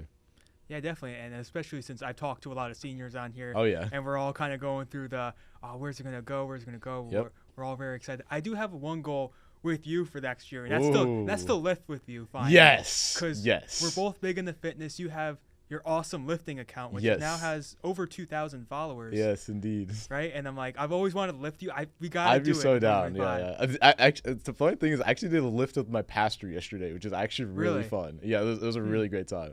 I remember it felt really funny because like my pastor's like a really big guy. Really. And like I remember like he was like loading like all his plates on and everything. Like I think he worked up to like a 295 bench yesterday or something like that. It was crazy. He's like 51. Like he's like I was like shocked. It's grown man strength. Yeah, but like literally, like bro, I felt like there's like so much testosterone in the room yesterday. Like it felt crazy. Like so like when I was lifting with him, I usually never barbell bench, but like I literally like I saw them work out. I was like, all right, I guess I'm just gonna do it today. I was like PR'd with him as well. Wow. I was like felt like so much aura with being around him. I was like, nah, I'm feeling testosterone in my veins right now. I've got to go for it. And then he was like loaded me on the bench, like, go, do it. It was like, all right, let's go. I hit a new bench PR yesterday. I was like, let's go. The power of the Lord. Yes. Pushing you up. Indeed. That's such a cool experience. It was like I was waiting to do it for so long, because he was like telling me over the summer that like him and his son, I'm really good friends with his son because I've known them all since like I was probably like 4 years old, something like that. And I remember that like him telling me over the summer, he's like, oh man, he's like, it'd be really great if you come lift with us sometimes. Like, yeah, I know, but then I kept forgetting about it. Yeah. And then like this time I was like, no, I'm gonna make sure that I make this happen. And I made that happen. No regrets. I bet. Yeah, it might have been a little bit of like a longer drive. It was like about an hour drive there, but so worth it. Yeah. And it reminds me just like how great the content you make is with your lifting account, because like you're so consistent with it, which is of course like I'm kind of in this like digital creator world, so I very much like admire what you do there, and it's always so fun where it's like lifting videos of you with like funny music in the background. Like, hey man, you gotta add your personality in there, you know. Exactly, and the plug it's JT. Oh yeah, Jason J Tong. Jason J Tong. I might switch it back to JT List just because like that name's just iconic. Like the first name I had, JT List 270. Not gonna lie, that name kind of hit. Not gonna lie, so I might have to go back to the JT List name. Not gonna lie, we'll see. Yeah, because I remember when I first had you on here all the way back, episode 7, you talked about my goal is to hit 1,000 followers. Yeah, you hit 1,000 followers. Yeah, I literally when I hit it, the first thing I thought of was like the podcast. It was like, bro, it was like the foreshadowing went crazy. It's like there's so much aura now. Yeah, and then you hit 2,000. Yeah, I was like shocked. I was like, wait, I just doubled my goals. Like that's kind of crazy. Yeah, and then now it's like, who knows? But next time we're doing this, it could be Hey, like man. 5,000. Yeah, honestly, I'm shooting for the clouds. So we're gonna see if I can maybe even get to like 50K next year or something like that. Because because the thing is, I just love my fitness account. I just like that. I just have so much time with it. It's just so much fun that like I don't really see it as work. Yeah. So if it's like something that I don't really see as work, I just love it. Yeah. So honestly, like being able to just like, do that and be able to like improve on myself at the same time, bro, it sounds like a win to me. It's a perfect thing, and just like you're letting your personality shine and like the Yeah. positivity, especially in the world of like fitness, which can be very, I don't want to say toxic, but can No, be I feel very ya. like, a lot of bravado. Like you let like this very like fun, positive energy shine. Oh, yeah, yeah. I think that's why it's also so Yeah, enjoyable. man, it's all about that authenticity and just having fun, bro. Perfect, and that's what I try to do here. And just overall, Jason, I'd like to thank you so much for coming on here, Of for course, allowing us bro. to check back in with you. Anytime. I'm so hyped for 2025. Bro, we're gonna make some great games this year. I want Of to see course. all of you hitting new bench PRs, bro. That's the gift to that's your gift to the world. Oh yeah, y'all be hitting some bench maxes and some squat maxes, bro. Build those legs. Better. Yeah, that's the motivation we need. Yes, sir. Awesome. And of course, thank you all for watching. Thank you all for watching the Zicast Holiday Special. I hope that you and yours had an amazing holiday season and are excited for the new opportunities of the new year. I'm extremely blessed to be able to bring this to you all, and I hope that it made your day just a little brighter. So as always, this is Ryan Zeiss with the Zicast, signing off. Happy holidays, everyone.